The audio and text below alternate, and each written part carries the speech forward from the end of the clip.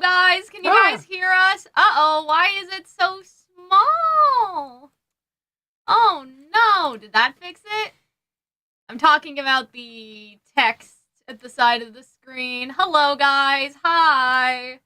Let us know about the subtitle thingy for the episode that I have. Also, I realized that last week I didn't play any music. So it was kind of weird because the first time I did, so I got some music downloaded. Uh-oh. That's okay. It should be very quiet. This is jazzy. Well, I picked it based on the episode. Okay, hold on. Hello, hello, hello. Lower the volume a little? Don't worry. We're right on it. It's just supposed to be subtle. It's just supposed to be subtle background noise. This feels like background music for Persona 5. Yeah, I guess it is. I mean, it's public domain. Okay. Public domain, royalty-free YouTube music. Hello, guys. Hello, hello. Sorry we were late. I realized that we had to fix the intro for the patrons because there are so many $10 patrons that I couldn't fit them all into, like, the usual title card, so I had to fix it. But yeah, is our audio good? Like, you guys can hear us and stuff now? Like, we're okay? You guys can hear us okay? I have a Neo shirt on, too! We both do. We both have a Neo shirt. We didn't talk about it. First time here, the episode was amazing, am I right? Hello, Eon. Okay, so let me just... We didn't talk about it, but both of us woke up this morning and we just knew. I guess so. We could feel it in our bones. We could feel it in the way... In our hearts? In our heart, in the way the wings changed, and the way that a foot of snow dropped on us last night, we could tell. This was a Neo episode. She was going to make her appearance. Yeah, I mean, and so we donned Neo shirts. I'm always going to be wearing a Neo for the return of our savior. Like, every week? Yeah, but I did. But, yeah, like... I don't know about you, but I felt that way. I'm always gonna wear a Neo shirt. Like, this is, I think, the third Neo shirt that I have worn. I'm running out. I don't have 9. I wore the one... Well, it's 10 episodes, isn't it? I wore the gradient one that has the pink splash, the white splash, and the brown splash. And then last episode, I think I wore the macaroon one. And so we're running out of shirts, but I will wear something Neo-themed because we may never see her again after this season. So, you know, we better get it in we now, may right? never see her again. I know. I mean, so, you know, we better do it now, right? You need Cal to appreciate getting Neo this episode and not combusting into dust immediately.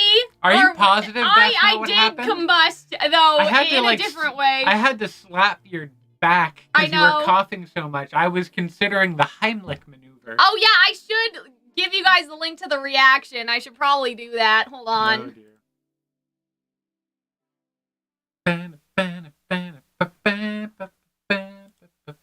Oh, I should have put that in the description. Somebody remind me later. I'll do it later, but I'll just put it in the chat for now. So yeah, if you guys want to see the reaction early, it is on Patreon. Help my mother fund a driveway. Heated driveway. Heated driveways are incredibly expensive. How much? Like $10,000? Probably. I think we can hit that. But also, I think we can get to $10,000. But also, it would be expensive to like run. A heated driveway, for those of you who don't live in the frigid north like we do, is it's like heated tiles in a bathroom. I know, but like, she's getting old, Hunter. What are we gonna do? You're fucking young. You can do it. I know, but I can't lift the snow either. Yeah, okay, I think we're good. Anyways, you're young. You can do it. Yeah, but I can't lift the snow, Hunter. My muscles are atrophied from the estrogen. I still did it. I know. I don't know how. I did a shit job. I did a really bad job. I can't do a bad job. My mom won't let me. I'm not allowed to do a bad job. Also, you have a snowblower. I don't even have a snowblower. Yeah. This is a very convenient way to start this episode. Yeah, we got snowed in. That's why we're a little bit late and like generally out of sorts today because do you see that little heart thing? Yeah. It kind of looks like a butt. Doesn't it? No? It looks like that thing in The Little Mermaid when Ursula has the heart and then the crown goes around the heart. That's what it reminds me of. Okay. But yeah, well, you think of Disney movies, I think of asses. I guess we're just different people, yes. Taylor. I also want to make a public service announcement that if you look at my Twitter account, there is new art of Fox and Neo. You should go look at it. I'm not sure if I can post it in the chat because YouTube may not like that. So, if you want to go look, if you want to go look for it, you should go look for it on twitter.com and retweet it because I'm very happy with it. And, like, if I commission any art and it happens to be during RWBY season, I will put it on the screen, but this one may not be able to go. You can get away with it. The RWBY subreddit told me I couldn't post it there, so I don't know. Yeah, they were like, because of the placement of Fox's hand on Neo's ass, it kind of goes against the not safe for work rule. So yeah, if they don't want it, I don't know if YouTube would want it either. So anyway, it's on Twitter. You can go look for it if you want to. If you go on Twitter, where anything goes, no one cares. Exactly. All the debauchery and sin you could want to. Oh, man. If Las Vegas in the 70s was a internet service or app, it would be Twitter, not Reddit. Okay, the other thing, let me just say... I'm sure there's like an NSFW RWBY thing to what Eon said, or Aeon? Aeon said, I'm attracted to the cat, and that's a problem. Like, I don't want to say they shouldn't have given him Akechi's voice actor, but it's causing some confusion for me. As someone who only is into human men. No, you're already a furry. And human women. And human, like, other in between. But you know what I'm saying? Humans is what you're going for. Humans. We're trying to go for humans. So the fact... Anyway, we'll talk about it later. You're a furry. You're already a furry. But this isn't even an anthropomorphic. Like, this isn't... He's not on two legs, though. He's more of a cat than not a cat. You know what I mean? It's a little weird. I want to... Yeah, see, so I want to draw... It's not bestiality. You're not fucking the cat. No. I want to draw the cat as a person. Voice. That's fine. And I'll figure out how to do that another time. I watched Sonic 2. Idris Elba has a sexy voice. He played Knuckles the Echidna. As a human. I don't mean I want to fucking echidna. I think. You know? Be free. Be free to be a little freaky. You know? I'm gonna humanify the cat. Indeed. Anyway. So yeah, thought that we should all just get that out of the way. Anyway, so it seems like a lot of people thought that the rusted metal lady was supposed to be the Queen of Hearts, but it seems like we're going for a no on that, just because it does seem like that the character in this episode is the Prince of Hearts. Also, hello, you all right? Hi. You guys are in for it today. Oh, man. Okay. I love how I love these little guys and their little I drums. love how, like, they escort them, and, like, that was really cute. Let me make sure I have the notepad document, too. You guys can read this, right? Are we sure we should do this? Okay, so that's where it starts. So, yeah, I really like, just the design of all the game board pieces, the castle. I also like, too, like, at first I wasn't sure what was going on here, but now I'm kind of getting the vibe that, like, first of all, this looks like a big game board, so there's that, and these are all game pieces. But it also is giving kind of ruins, which implies that maybe there was, war or something wrong. It used to look nicer. Used to look nicer. And you also, Beauty and the Beast type you also vibe, mentioned that all the flowers were painted. Is that something from... Like painting the roses red? Yeah. Is that something from... Oh, maybe what the Jabberwocky had on him wasn't blood. Maybe it was the paint. If they did paint the roses red. But maybe he was. But you keep maybe he ran through the field to get to Neo. But yeah, it's from the Disney movie at least. I don't know. Oh, he painted the... Okay, that's where you're getting it It's from. A little blurry, but it's readable. Okay, let me see if I can do anything about that. Boop! How's that? That should be better. You guys can, like, barely see us, but, you need to hide your sinful torso. Exactly. Can't have these Neo-covered titties, Can't have Fox... getting his hand on Neo's ass on Reddit. Can't have your Neo-covered titties on YouTube. On YouTube, yeah. Can't do anything no more. Exactly. Goddamn puritanical. And so, it looks like the white side lost to the red side. That's true. So, like, everything that's left over is a white game piece, kind of like the white ruins. And so it looks like maybe in the past the red side took over. Yeah. That makes a lot of sense. Are we sure we should be doing this? That's not how Yang sounds. Are we sure we should be doing this? Well, the Red King helped Alex, but we aren't Alex. And I love how RWBY, she has this great little eye roll. She's being so sassy. It was great. She's just like, shut the fuck I'm gonna talk about how amazing Little is. I know, you're so obsessed. It's so Little funny. is amazing, but like, look at Little's all nervous. He got a Little's hand all wrapped up. Well, like you know, this, it seems that Little reacts to RWBY's emotions a lot, and I'll point out a couple times that happens in this episode. I was giving Mr. Tingle Woo. Okay, you guys don't understand. Misty Tinkle Woohoo is not a verb.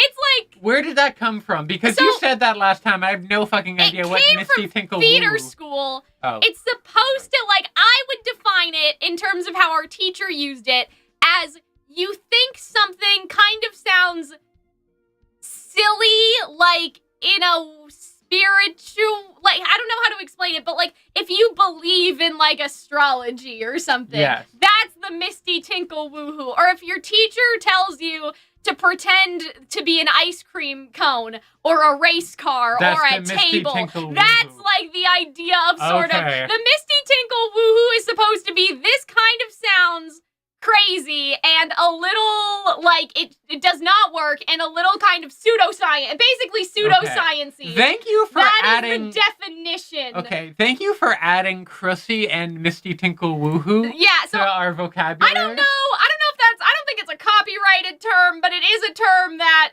my teacher's teacher invented or something. So they can trace it back the source.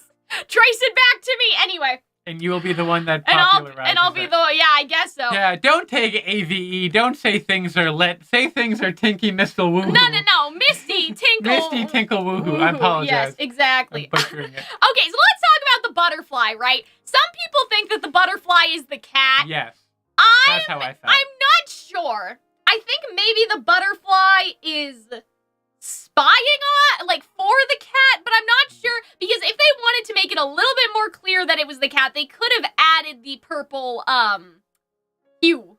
That's true, but you also see his eyes That pop up, is true. and all you see is, like, the teal of his eyes. I will say, I wonder if I can do this without causing a problem in my computer. But I probably can't. So what I would show you guys, if I could, but just go into your imagination and find it, okay? Is that actually, no, I will go find it. I know how we can get around this. I just don't want them to see my screen, but I can fix that. But yeah, just give me a second, guys. I want to go look at... Where are my screenshots from the first episode? That's what we need. There we go. Oh my god, I'm dying. You keep them all? Yeah, of course I keep them all. What do you mean? You didn't think that I kept them all? I mean, there's a lot of them. I know. Well, that's why my computer has no space. I have you're a pack rat. 20,000 RWBY screenshots. Do you still have them from last volume? Probably, I'm gonna say a no on that. Actually, I don't think we even captured it, which sucks. Because that would have been nice to have. What I'm trying to look for, if you guys don't understand what's going on right now, is that scene where the lights are coming down onto Remnant, which I don't think that we were able to capture. Like the two blue things that are coming down from the sky. I don't actually have a picture of it for some reason, for whatever reason. Well, they didn't come down. They, like, arced around like a rainbow. Well, they arced around, right? But, like, that's pretty similar to what happened to Neo today. On this fine day, she came down like a meteorite. Yeah. So my theory is that the dark blue one is Alex, and the light blue one is her friend. And we see her friend again in the portrait if you look at a previous episode, or I guess the intro, right? And so I think that the lighter one, the reason why there are two shiny things is because that's how they came down. They fell like Neo did, like meteorites. And then Alex is the darker blue. And then the boy, which is, I guess that's his name now, the boy is the one who is the lighter blue. So, what does that mean in terms of this? I would say... I still just think it's the cat, man. No, but the boy is the cat. Okay, remember? That's true. So, I'm trying to create a overarching line here. So, in terms of the boy being the cat, and the cat... all of that stuff. There's also a second butterfly, which is yellow in this episode, which we'll talk about. Like, you know what? Let me just gather, okay? The yellow butterfly is Jean. The butterflies are what happened when someone in Wonderland is about to change in some capacity. So the yellow butterfly that is in the cat's mouth, no, because now it's like flying away. So the yellow butterfly that is in the cat's mouth is Jean. That's why we haven't seen Jean yet. He's in the middle of his metamorphosis. this is the Cheshire Cat, Alex's friend, but instead of being boy, he turned into the butterfly, and then he turned into the cat. That's basically what I'm trying to say. Either it's spying for the cat, or it is, and I think that's why they focused on the yellow butterfly, too. It wasn't just like, I don't know, it wasn't just random. Like, that's Jean. Jean is the yellow butterfly right now. That's what I think. So, we'll talk more about that later. We should rewatch that Disney Alice in Wonderland movie. Yeah, maybe we should. Dara's like, what? Guys, we'll get to it after. Misty anyway. Tinkle Woohoo. No, Jean is the butterfly. He's changing. He's been affected, and so now he's going to turn from the butterfly into the rusted knight. Turning from a butterfly to a knight is not like... Is that not Misty Tinkle Woohoo? Oh, well, maybe. I'm just saying I think I'm right.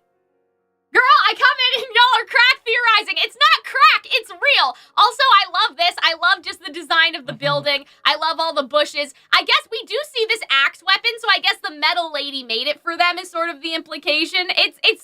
But it looks different. It looks pretty different. But like it's similar, and that makes sense because remember I was like, Hunter, why does this axe have a big thing at the end of it? You know, right? not Maybe all we axes could look. are the same. It could foreshadow the next encounter. Maybe. I think it's Jean. I think it's literally Jean. Maybe. I wouldn't put it past them. I would have to keep looking maybe at the OP again. Everything can't be a butterfly. Yeah, it can though. Like everybody turns into a butterfly and then it changes. Why would they make it yellow, Hunter? It could have been any color. It could have been green. It could have been pink. It could have been anything. No, it was yellow. It was yellow. Like a It was yellow. It could have been any when color. I think of Jean, color, okay. I don't think mustard. What do you mean? Jean is yellow. Yeah, but not like that like darker Dijon kind of thing that had going on. Oh, oops, that's all. We'll get there eventually. Just in my memory.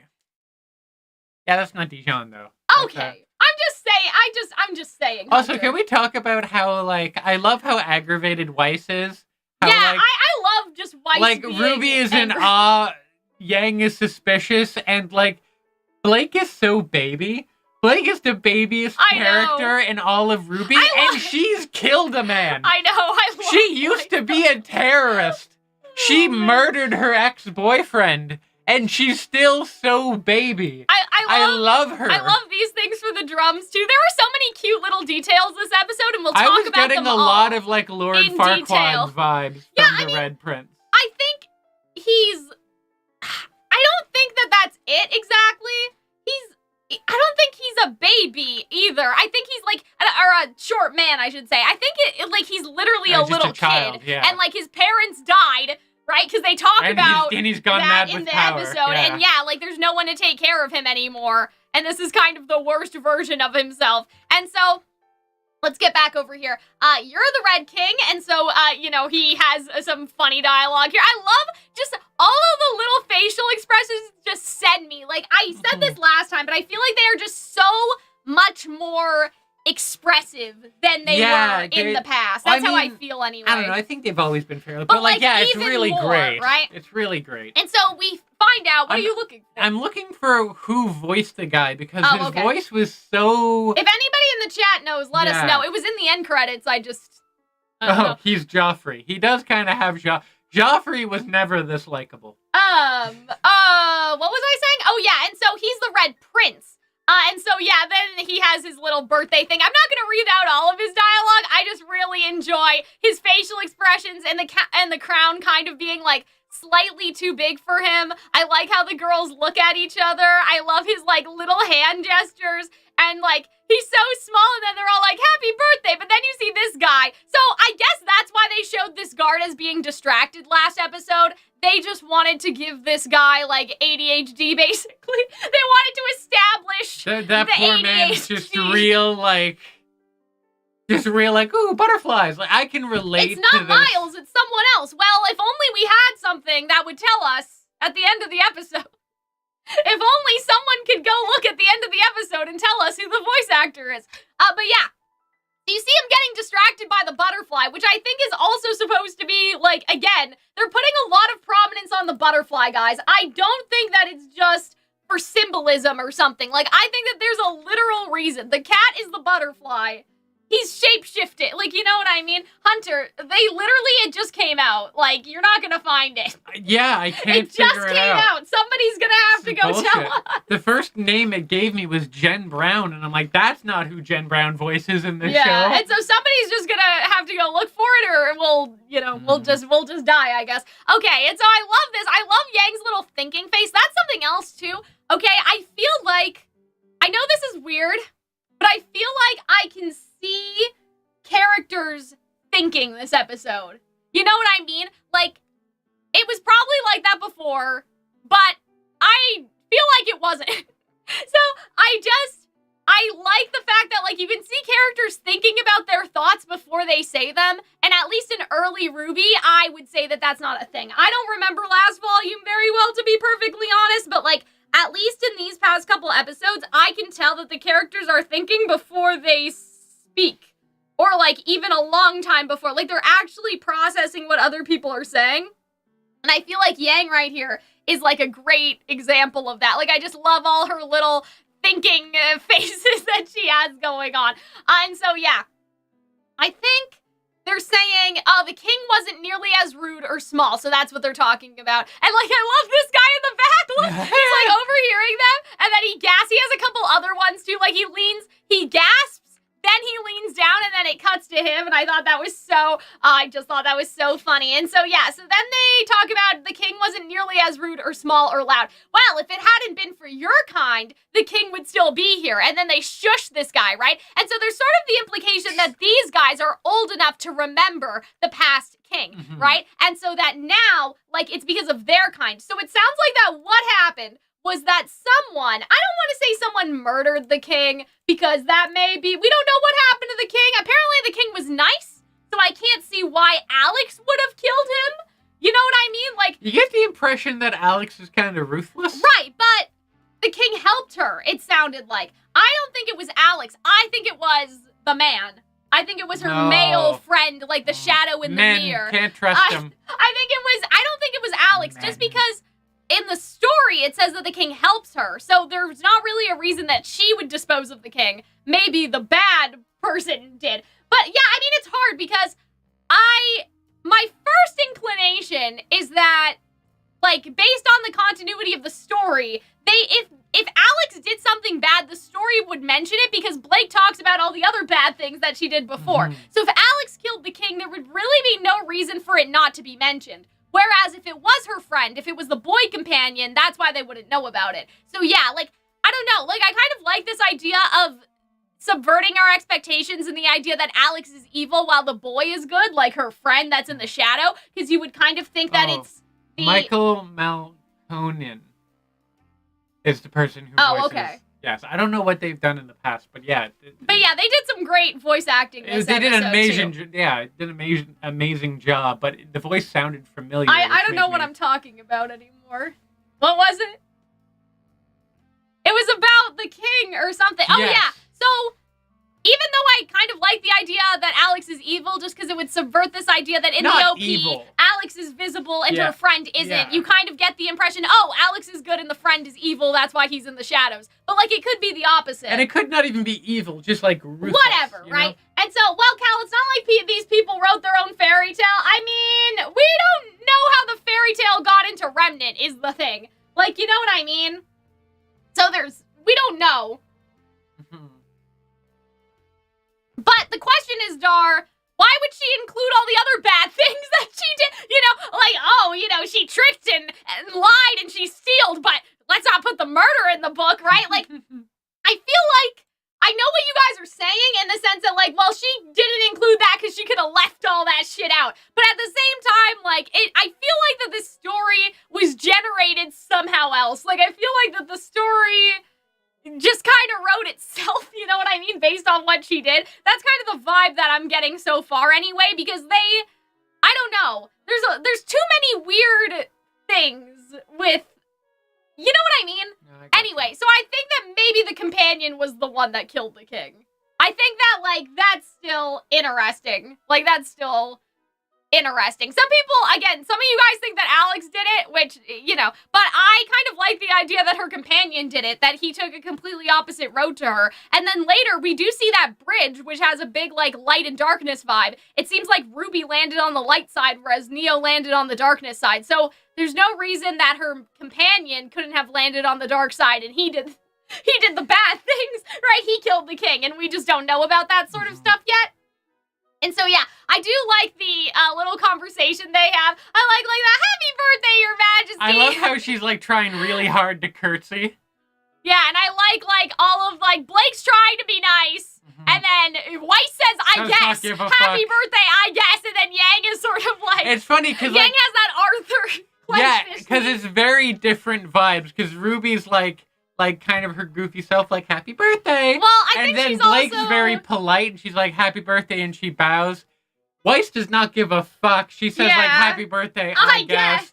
And then Yang's just like, happy birthday. The personality comes through so great. But yeah. And then Little's like, happy birthday! Like, I know, I thought it was really happy to see cute. everyone. And I like how he's so paranoid, which makes sense if they killed his father. And I love the little joints that he has. I thought that was so great. And I just love, like, there's so many little animation things with this guy. And like the Dutch angles and him love jumping all this. around like, people. I took so many screenshots because I'm like, this is fucking hilarious. Like, I truly believe, you guys can disagree, but I just think that, like, this is the best that RWBY has ever been, and you can come for me, I guess. But I just think it's so funny, and, like, all the facial, look at this! Look at them! I just love, like, how they all look. It's so funny. And I love this. I love, you literally just told us. Also, we saw advertisements for your party everywhere. And so, yeah, I love, like, Weiss. I like how Weiss is even more annoyed than usual, I think, because, like, he's kind of like the people she probably grew up around and the people that she hates to an extent. She sees herself in them as well. Yeah, and we do get also, that dialogue. Can you go back a little bit just to see his posture when he, like, walks up to, and he's just, like, leaning all the way forward? He walks on the tips of his toes a couple times. It's pretty funny. He has such, like, chihuahua energy. He's, like, so tiny yet so filled with loathing and, like, anger. But yeah, I love this. And I kind of like that, I guess, I don't know, they're confronted with sort of a representation of how one of them used to be, if that makes sense. Which I don't know if that's intentional in the sense that the world did that. Well, she states it like, God, was I ever this bad? I mean, like, I don't know if this is a manifestation that the world did on purpose, or if it's just a... meta, like the writers did it. Yeah, you know what I mean? I think it's a coincidence. I don't know. Do you know what I mean? Like, the writers did it, like, the writers have made each character that we'll see in the Ever After have some sort of parallel to one of the girls in some capacity. Then what's the Jinxie Peddler meant to be? Or, hold on, or, like, separate from that, the world itself made them confront their... sort of the parts of themselves that they hate to see if they can overcome it. Do you know what I mean? Like, those are two different, like is things. Is it like a thing, like a lesson? Actually a function of the world, or is it just a function just a of metaphor the writers? of the story? Yeah. And so, what was your question, Hunter? What was the Jinxie Peddler meant to be? If they're all represented? Not all of them. Like, all of them may be a little dramatic. I just meant, like, a couple of them. Because you could say that Little kind of represented, like, RWBY at and her her most innocence, naive right? and her most innocent. I mean, maybe the Peddler... But maybe not the Peddler. But... I don't think the Peddler's that, like, I don't think it's that... He wasn't someone that they necessarily had to confront. They kind of did. Well, he lies, and Blake lied. Sure. I guess. You know, he hid things and concealed things, and Blake hid things and concealed things. Yeah! Okay. I don't know. And Blake figured out how to see through him. Right. So there could be something for that. Okay. And, you know, and then the hookah-smoking caterpillar will be back when, like, Yang used to smoke too many e-cigarettes. Like, listen, I don't want to be that person, but, like, Jinxie kind of reminded me of Roman a little bit. So I sort of thought that that's what they were going-ish. You see a pumpkin and you're like, Roman, I don't know. And you start crying again. But yeah. Anyway. So yeah, let's talk about this guy. Oh my gosh. I have so many, and I love all these little jokes. Like, I love all the little sweat drops they've been doing and all of that sort of thing. I think that that's so fun. I love him. And I just love all of that so much. And I like this too. Ew. Like she says ew. Did I used to be this I think she says ew because it's a snot bubble, right? Did I used to be this unbearably pompous and Blake doesn't get the chance to answer? I got a couple screenshots of this because I needed to try to get like on the you know what I mean? Oh man, this is so my God. funny. And I look at Blake over there. I just had to get holding her ear. Yeah, I know. Like her ear got hit and Blake stuff. is so baby. It was a little difficult on Crunchyroll to get some of these, but I went back for them because I thought, look, Blake, she's so cute. And she's so baby. Then they talk about let me pull this out a little bit more. Okay, so then they talk about the weapon and how rare it is, and again, I'm not gonna read all of their dialogue. You guys can see it, right? And so I love this. I love how they're just like, oh yes, acquired by us with no help at all. And I like how Weiss comes in. Weiss is just Weiss is so she angry. She does that same Neo pose that Neo did. Neo, everyone's just all the tiny, angry, fighting you know what characters. I mean? We gotta make a little as the volume goes on, it's Oscar and Weiss so far, I guess Neo that did it as Oscar. Fighting poses. Oh man, and so I just loved all this. And so so this is why I think that he's sneaking up. Oh man, this was so cute. But yeah, this is why I think that some people thought that the rusted lady was supposed to be oh my god, why is my brain crashing and dying? The Queen of Hearts. But I don't think that that's gonna be the case now because he seems like he's supposed to be the Queen of Hearts character. Because he looks at the sword and he's like, why is it green? How could you, right? And so that's in the movie, at least. The queen wants them to paint the roses red, and the roses are white. So I think that that's supposed to be a reference to that. I still think that the Rusted Knight, and I need to, I don't know if we'll make a video about this, but I don't think that the Rusted Knight is Jean. The knight is Jean, but I think that the rusted knight that they talk about last episode is actually the Metal Forge lady. And I talked about that on Twitter because we know that in the story, in terms of the story that Blake is recounting, right? The rusted knight was already there. And so I think that the metal lady at the forgery is the rusted knight. She doesn't fight anymore, she just makes weapons. Whereas Jean is something else completely. And so I think that because people started to theorize, how long has Jean been here if he's been here since Alex was here? But, that doesn't make sense for the Rusted Knight to be Jean when Alex was here. Unless there's some weird time fuckity-wuckity stuff happening, right? So that doesn't really make sense. You know what I mean? It doesn't make sense for Jean to be the Rusted Knight. And also, I don't know, some people are making Jean a little too important. Jean has been here before, or something. I saw some stuff like that. And so, I think he's, the knave, or whatever. You know what I mean? And so I think that, the Rusted Knight is the metal lady at the forgery, and that is who Alex met in the story, whereas Jean has been transformed into the knight. He's just not the knight that was referenced in the fairy tale, right? But and so I just love how he, freaks out at them, and I like that they both have different reactions. I don't know, there's so many little, things like that. I know, and, you see how distraught RWBY is about it. Yeah. I mean, I think there's more swords, though, because we see Neo is holding one later, if that's Neo as RWBY, or RWBY's holding one. So, we know there are more of Penny's swords, right? But and so I thought that this was so sad because they just threw it away, and RWBY's like, how could you? And we don't see Little in this scene, which is interesting. So I wonder Little's tucked up hiding. I wonder if maybe Little could go get it back, but they're in a new area now. You know who Little reminds me of? Yeah. I don't know if you remember this show. I don't know if it was a Canadian-only show, but George Shrinks. Yeah, the Little, brother? George Shrinks. It was an animated show about a young boy who was 3 inches But do you think that he's the toddler or the George? Little is George. Oh, because he's so itty bitty, and you're just hiding. You're just walking on your homie, you know. Yeah, there was some interesting dialogue from the toy soldiers here. They were like, "Forgive us, Your Majesty. We didn't know it was green. We're stupid, colorblind." And just the way that one said colorblind, it was kind of funny. It reminded me of, this is gonna be niche. I don't know how many of you are gonna know this, but there's a song basically that was singing. That was the one that was written by the pop star, right? The lady who Sarah did Bareilles. Yeah, Sarah Bareilles. And so I'm not gonna write you a love song. Yeah, and so I can't remember exactly what it is. Oh god. See, now I need to look up the lyrics because I can't think of like any of the lyrics before it happens. Hold on. And like this is gonna like bother me. Oh. Okay. So she says, sorry girls, but he could be criminal, some sort of psychopath who escaped from an institution somewhere where they don't have girls. He could have masterminded some way to find me. He could be colorblind. How untrustworthy is that?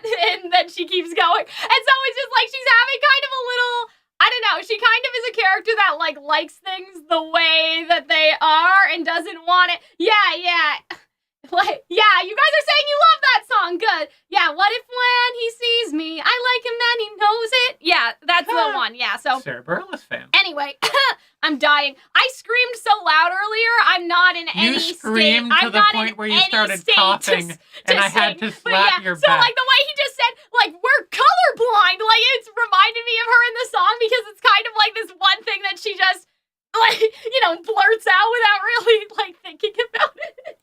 Oh man, anyway, it made me laugh. I thought it was funny. I'll turn the music back on now. Okay, and so yeah, I loved this. But this was fucked up though, but I will say, it does seem like, at least for the guards, I love the scratch marks too. That's crazy. Like, it's so dark and twisted and terrible. However, it does seem that at least for the soldiers, off with your head is not a permanent state of being. Does that make sense? Because the cat says later, if you cut off their heads, they may not be able to come back. Like, you may break them beyond repair. And that sort of implies the idea that the toy soldiers could be put back together, unlike human beings. Which is fucked up, because that means you can kill them and then kill them again. Well, I don't think it's killing them. I kind of see their heads would be sentient and just disconnected from the rest of them. They're basically just... I don't know, that's still a pretty, like, sadistic thing to do. It's a pretty still fucked up. They look like they aren't enjoying it the way they're clawing on the ground. It definitely hurts, right? They're afraid. But I think it's more like, you know, people think Walt Disney froze himself or whatever. Like, I think that it's basically like that. Like, it's just... Well, it's like Futurama, like the little heads in jars. Head. Like, you know what I mean? Yeah. And so I think that, like, that's what they're doing to them. It sort of sounds like based off of what the cat says, but I love everyone's expression. They're just like, well... we can't really do anything about that. Cal, they're distraught about it? No, I know they're distraught. It still hurts. I'm just saying I don't think that they're dead. I think that they're just losing the ability to Look at how scared Little is. With the little ears and the... God, Little's perfect. It's messed up to us. It's normal to them. Yeah. I mean, I think it's kind of both. It seems messed up to them, too. But... they looked pretty frightened. You know. Your cultural references are absolutely insane. Yeah, you don't know Cal. You'll just be sitting there and you'll be like, oh, well, this reminds me of this one scene in the 2009 Kingdom Hearts manga where Riku gets punched in the balls. And you're like, no. Don't lose your head. Okay.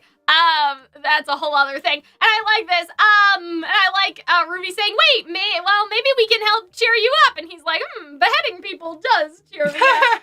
Yeah, they're still, no one said they weren't going through agony, Dar. I was just saying, I think that that's interesting, that they're not dead, or they're probably not dead. Dar, that's pretty fucked up. He's not killing them, just putting them through intense bouts of agony. I know. I never said it didn't hurt. I still think it's fucked up. I'm just saying that it's interesting that it doesn't seem to be permanent damage. Like, it seems like they can fix them afterward. But anyway.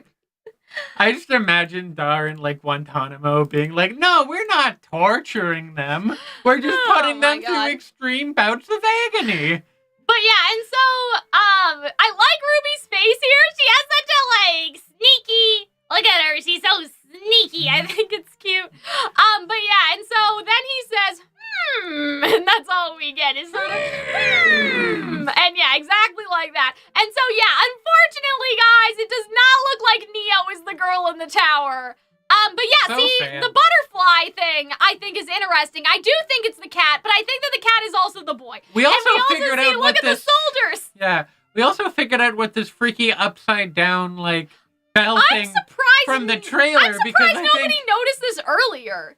That the soldiers were here in the shot? I think because Was it just I think this? because it confused people, but it wasn't the type of thing you ruminated a whole lot on. I guess, because now it's so people just clear to me moved that you on. can see the soldiers Yeah. there. I wonder if the shot cut off around here, and so Yeah. those looked like bells, because if we had gotten any closer, I felt like we would have seen that. I think that might have been what happened. But yeah, I think that it must have...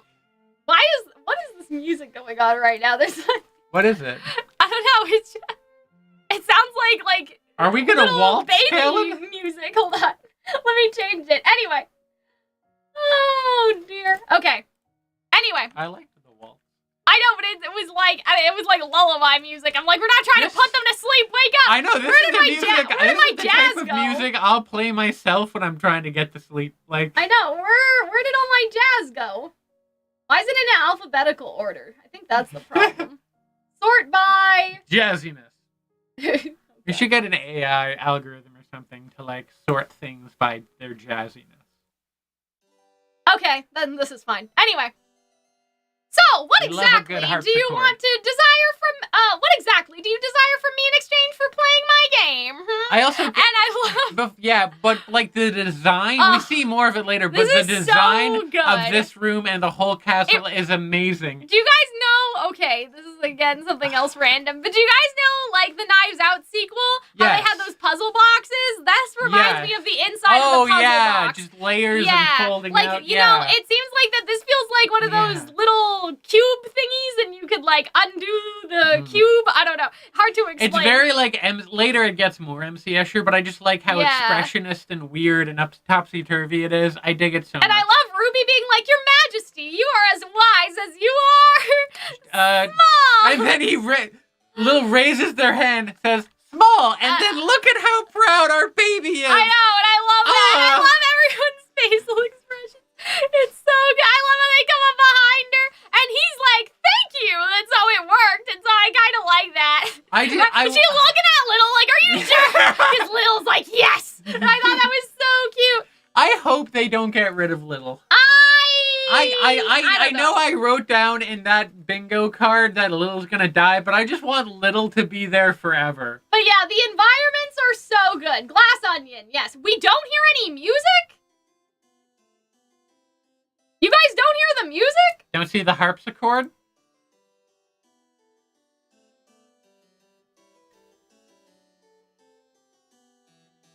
Okay.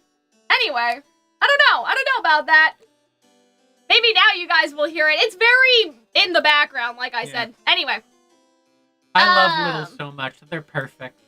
I need to create like a counter of every time I describe Little as perfect. But it would not be a counter of lies because I only speak the truth of Little. But yeah. Oh, you guys couldn't hear it before? Damn, man. Unfortunate. Oops. Unfortunate. Now I don't remember what I was doing anymore. We're so distracted. The music is low. Yeah, it's supposed to be just, you know, just to be there, right? Your sound gate is too high. Yeah, I think I fixed it now. But anyway. Okay. So to win, our only request is that you help us get to the tree.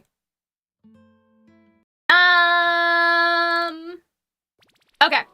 And so, I think he says, yeah, the tree is so far away.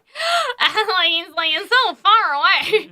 And she's just like, that's why we're Go back. asking. I love, like, the toot on this guy. I know. He's how, so like, good. sassy. Like, all the little facial expressions. And just, like, the little eyebrow things and, like, all of that. Like, I just think it's so good. And I love Ruby's face right there. It's just, everything is just so good, guys. Like, it's just all so good. Okay. Also, look at our baby. I know, she's so adorable. I love how everyone is so baby, except for Weiss and Yang, who are just like tired.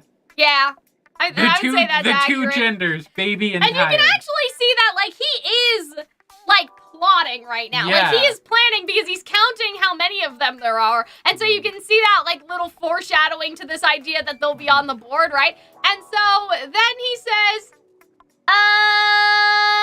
if you win, I will help you with what you ask, right? Which is very suspicious. And I just love how Ruby's hair, like, moves a little right there. I love how, like, they're all posed already, like there was another game here before.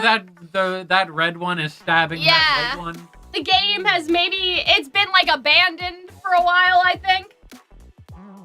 Is the prince supposed to be a child? I think he is supposed to be a child.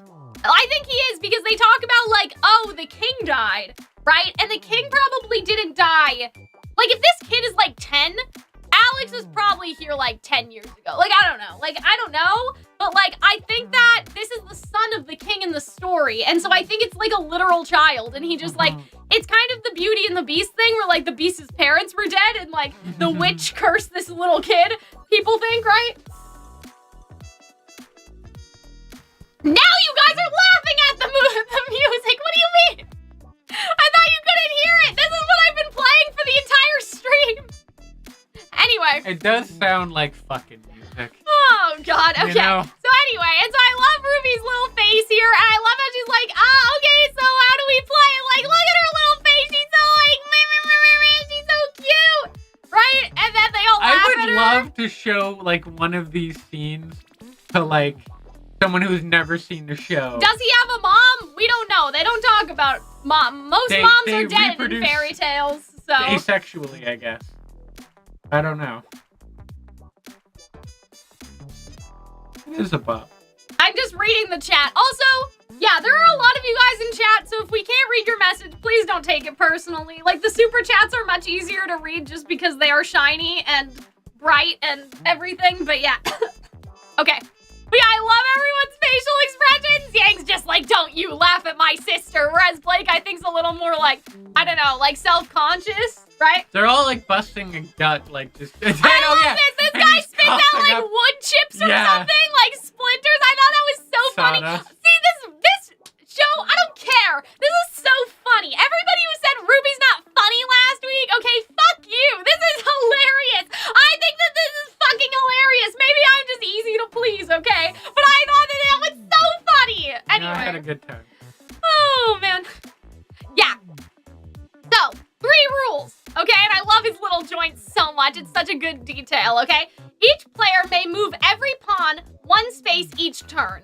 So, that's how he can, like, make them all fight, I guess, at the very end. Like, they can all go full speed ahead sort of thing, right? And so, I love how, like, her face changes and everything.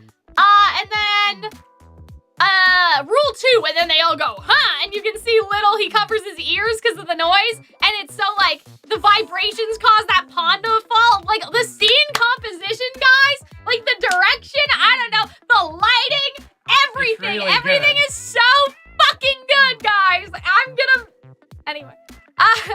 No, but this scene legit, like, it blew me away. I like Little covering his ears. They didn't need to do that. That's such, like, and, like, he's looking, or like, Little's, like, looking around. Like, there's so many little things that people are doing in the background now, right? And then we get that 3, And so then he says, to take over a space, you must dispose of whoever occupies it. And then Ruby says, dispose of? And the king snaps his fingers and does this little thingy, right? And I just love, like, you see that, like, the white pieces have really all been through up, it. Yeah. They've been fucked up. They've lost a lot of times, and they're clearly tired of this bullshit. Man, look at this one. See, this is what I mean. Like, they didn't need to do all this, but, like, somebody went in and did this. You know what I mean? That's why I just want to talk about it, because you never know who's watching, first of all. But, like, someone made this guy lean backwards, and this guy lean forwards, and this one has their hands on their hip, and this one's leaning to, like, no, but you didn't need to do that, but, like, it's so cute. I really hope everything feel alive, I really hope someone cosplays as them. As the pawns? Yeah, and just, like, walks around with, like, a big, like, paper mache. And, like, there are a couple that are doing the same thing, but, like, still, like, I think it's just so, like, this one almost looks like this one has his sword in the ground. Some of them have their swords I also like how, nice. Like, I like how, like, scary the red ones are compared to, like, the white ones. Like, because the red ones have, like, spiked balls on their head, and they're all uniform. And yeah, I mean, it's probably also, colors. Like, maybe, not to be dramatic, but, like, some military propaganda if this was a real war that was fought once. Maybe, like, yeah. you know, maybe that's kind of the idea. Yeah. And so, oh, yeah, so I think Ruby says somewhere in here, like, oh, I think I'm missing some pieces. How perfect that you brought friends along to play then. That is not how he sounds like, but it's okay. So, yeah, he has some pixie dust, like, situation is going on here, and I love this. There are some amazing smear frames, too, by the way. And Yang, I think, punches herself in the face, but I'm not sure if I captured it, but I'm pretty sure she hits herself. And that's so funny. Oh, man. It was just great. It was so funny.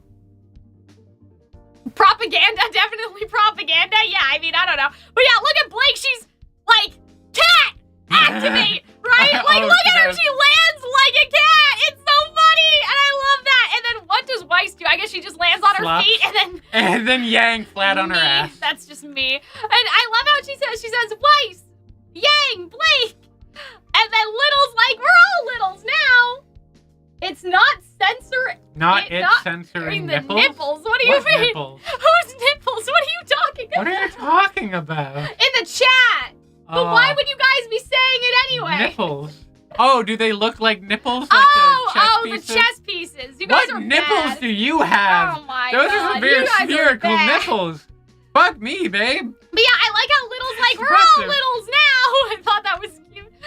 And Ruby's so panicked, but... Oh, Little, so cute up there. It's a shame we didn't get to see nipples.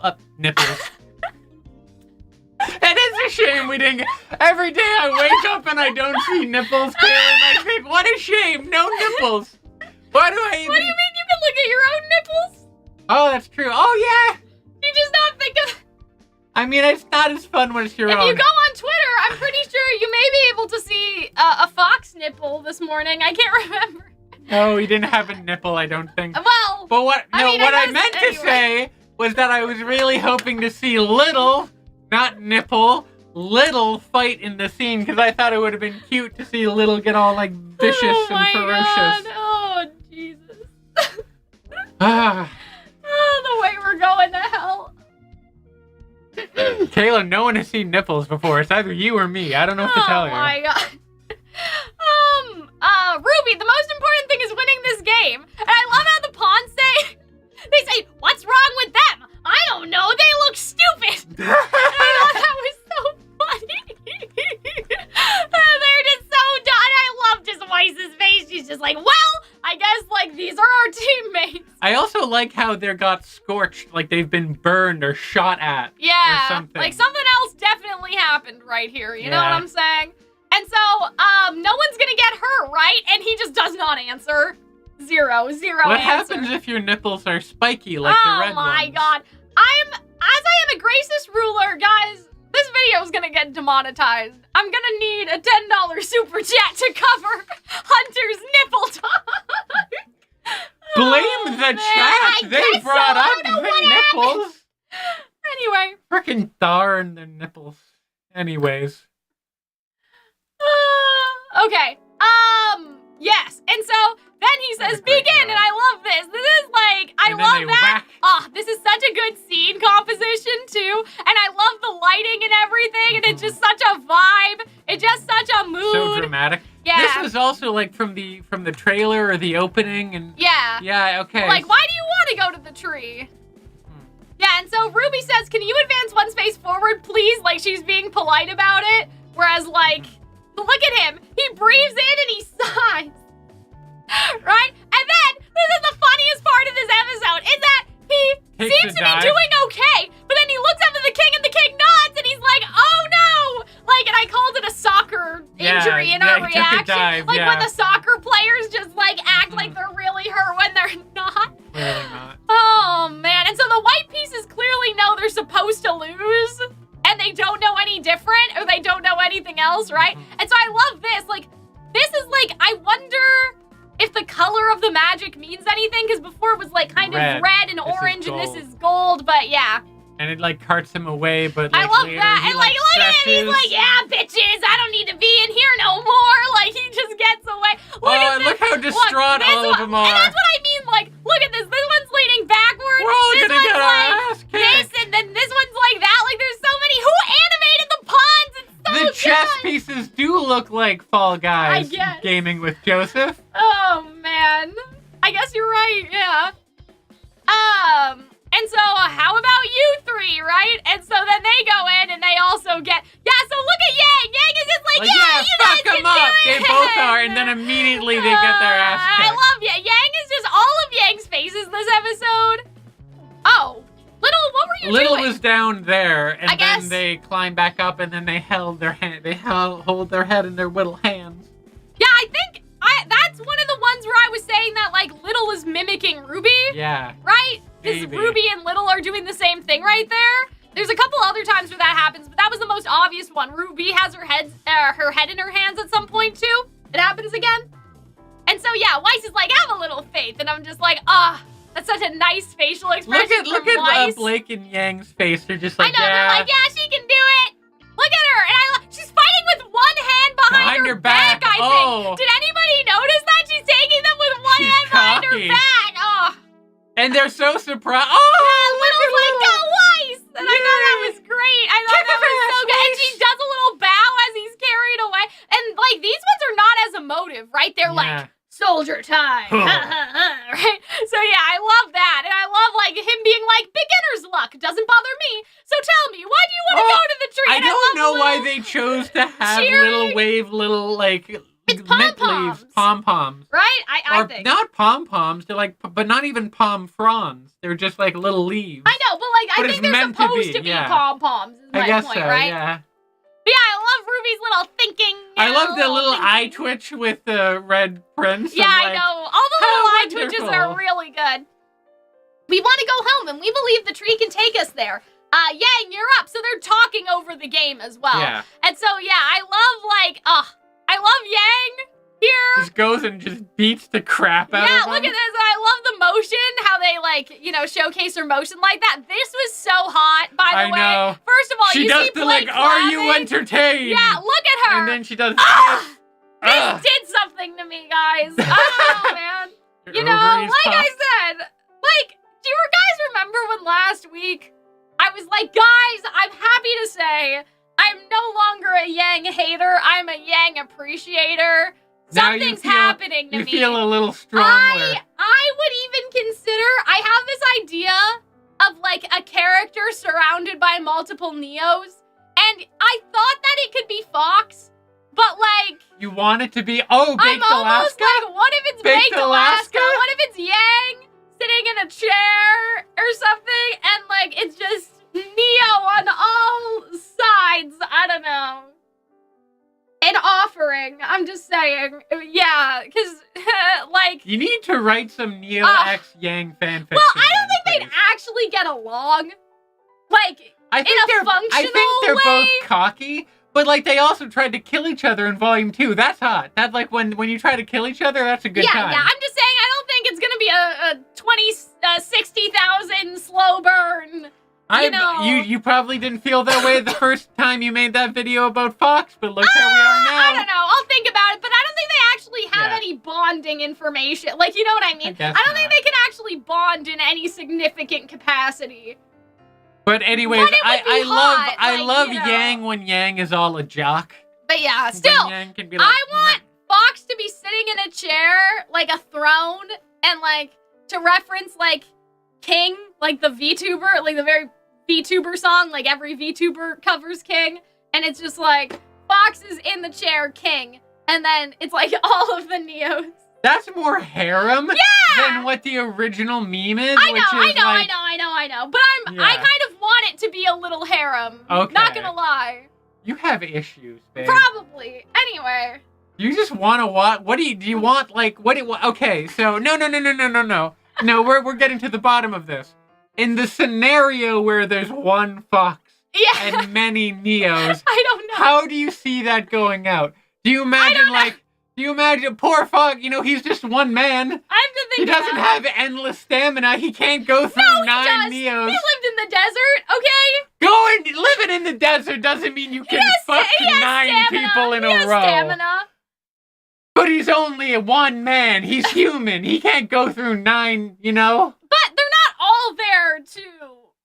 What are the other ones doing? Catching snacks and water, cheering them on? That's why I like the idea. That's why I like the idea of, like, all the Neos, like, pouncing on Fox. I think that makes more sense. Right. But that's what But it would be both ways. Okay. Yeah. I just think Fox is a bottom and you need to learn that. No, he is. Okay. We're in agreement then. No, he is. But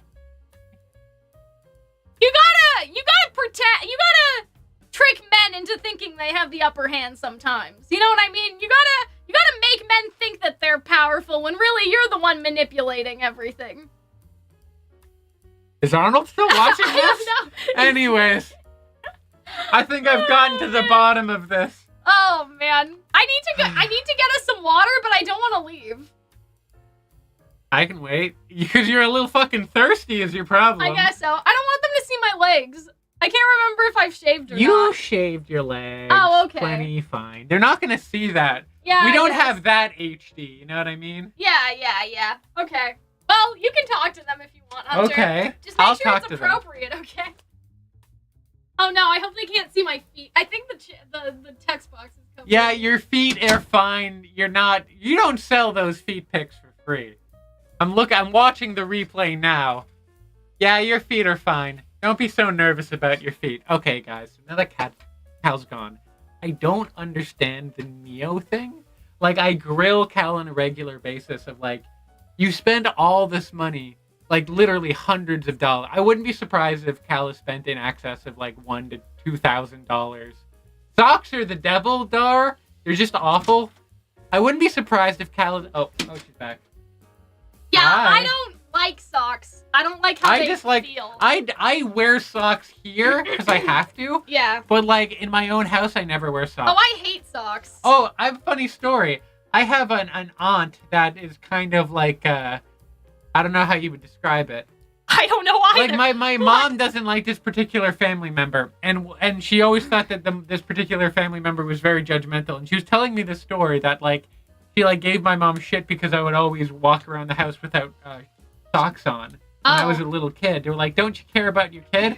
And as my mom was telling that story, my sister looked at my feet and was like, Hunter's not wearing socks now. Yeah. I just don't wear socks. I don't like socks either. No, I don't they like. Don't feel good. I don't like the sensory. I don't like the. What do you call it? The hemline. Yeah, like it's not even the sewing line. I don't like the sewing line. It's not even like the hemline, but it's like it traps moisture. I guess. And it's like putting a bag over your head. Like it's like I don't want my feet to be like detainees in Guantanamo Bay, you know? I just want them to be free and feel the wind between their toes. We talked about this on stream. If I didn't need to wear clothes, like, in society, I don't think that I would. I don't like in high school, the I don't think you wore a bra for like 3 years in a row. Well, probably not a proper bra. But like just probably genuinely. A sports bra. Like there was like long periods of time you just like wouldn't.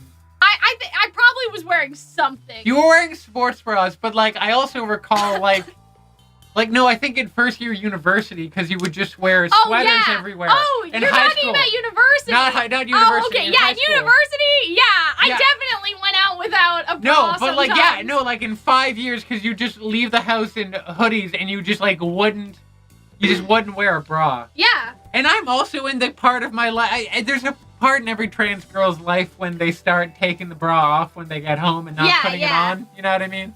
I'm out there. Anyways, we have a show to talk about. Why are we talking about feet and bras? I don't know. I mean, you guys. I feel like we should have Hunter and Calxiyn. You guys get the full experience because the stream is not edited. Your stream is not edited. Are you okay? I dropped the bottle cap. It's this okay. Is a disaster. Don't worry about it. Okay. We'll find it later. It's in here somewhere. I don't care. It's in here somewhere. Just don't spill it, okay?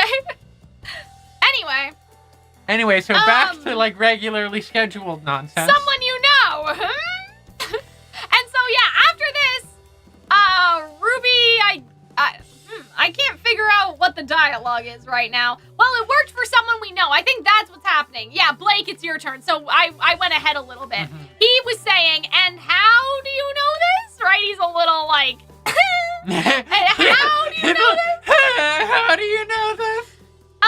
And so she says, it worked for someone we know. And like, look, Little's like nodding. He's like, yeah, that's how it works.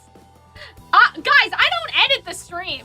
The stream will stay as it is. I don't have time for that shit. They'll all learn about how I feel about socks and bras and nipples. And we're all just gonna have to move on.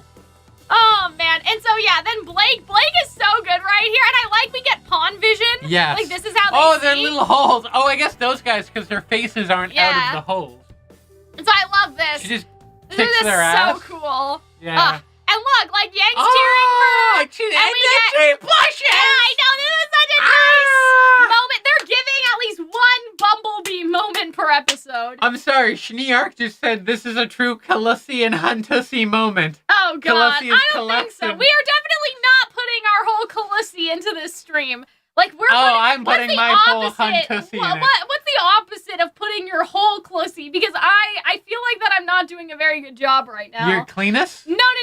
Like I'm saying like no, we're doing a great not job. The opposite like that, Hunter. No. I'm saying like when you're doing a bad job, like when you're not putting your whole into it. You're half-assing it. You're half-assing. That's what I mean. I think Huntinus and I think Kalinus. Oh, okay. So it's like if you have a dick, you're not putting in a lot of work. Is that the idea? Oh, okay. I don't know. It's a modern feminism, I guess. Anyway. Oh man, yeah, I love this moment. They're so cute. Oh god, just make him kiss for Christ's sake. I know, we'll get there. And they seem to be doing a little thing every episode. So I like this pawn's like, hey, what about us? What do we do? And they actually because get, they inspire the RWBY white inspired pawns them to fight back, okay? To fight back against the bourgeoisie. To rise up against your masters. Yes, that's what I said. The only thing you chance to lose is your chains, white pawns. I don't know what that's a reference to. The Communist Manifesto. Oh, okay. Workers of the world unite. The only thing you chance to lose is your chains. Yes. Good. Exactly. I put my whole Marxisty in this one, Kaylin. Oh man. Anyway, so yeah, I like the full steam ahead and like how they're just now like killing each other. I like the confidence. I like RWBY has this like. Yes, like chess I don't know, like I would expect that of Neo's face. Like you know what I mean? It's nice to see RWBY getting more confident. Like we're all badasses, and I love how Little is so confident. I'm sorry. We just saw the king. His movements are so great. I love how it glows under him. It reminds me of the Michael Jackson Beat It music video when he's like, no, not Beat It, Billie Jean when he's walking on like the tiled streets and they light up underneath him. And he's like, no, this is it. This is not how it's supposed to go. This isn't right. This isn't fair. And then he just drops to his knees and like Aaron made such a funny meme, but I can't play it because it's copyrighted. It was like, and no. Yeah, exactly. Willow will love Oh, it was so funny. And then he says, after that, he says, wait a minute, what type of creatures did you say you are again? That is not his voice, but anyway. And so RWBY's like, well, Blake is a faunus, Little's a mouse, at least I think, and Little says, sure! Which is definitely playing into, like, evil Little. Right? I don't, just because Little doesn't understand themselves in a mouth. Right, I'm just saying. Because, like, humans call humans, but what do dogs call humans? Right, I know, I'm just saying, right? Little isn't a mouse, Little's just, who they are. I'm just saying. They're just big chillin'. Anyway, I think that's an interesting thought, right? And like, look, the pawns are like, we were led by humans? Humans? What about humans? I love how RWBY, in spite of everything, is just so honest about shit, like, you should have lied, bitch! Okay, Alex lied, cheated, stole, and survived! What are you doing? And would never got her head bit off by a... Okay. Oh, man. I can't remember what we're talking about again. Other than how great this Red Prince character is. Humans, I knew it! You must have cheated! Get them! And I love that. And like, oh man, I love this. I love how like the white team was totally on Team RWBY, but then everyone has to murder them. It's like a whole...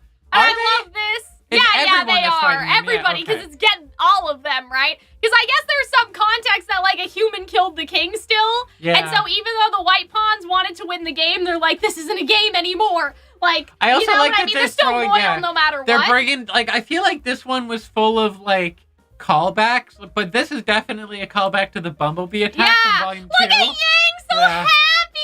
She's so cute! I like Yang being happy. It's nice. Swing your partner round and round. And I like Weiss. She jumps up That is not backwards. proper form, Weiss. I don't know what you're doing.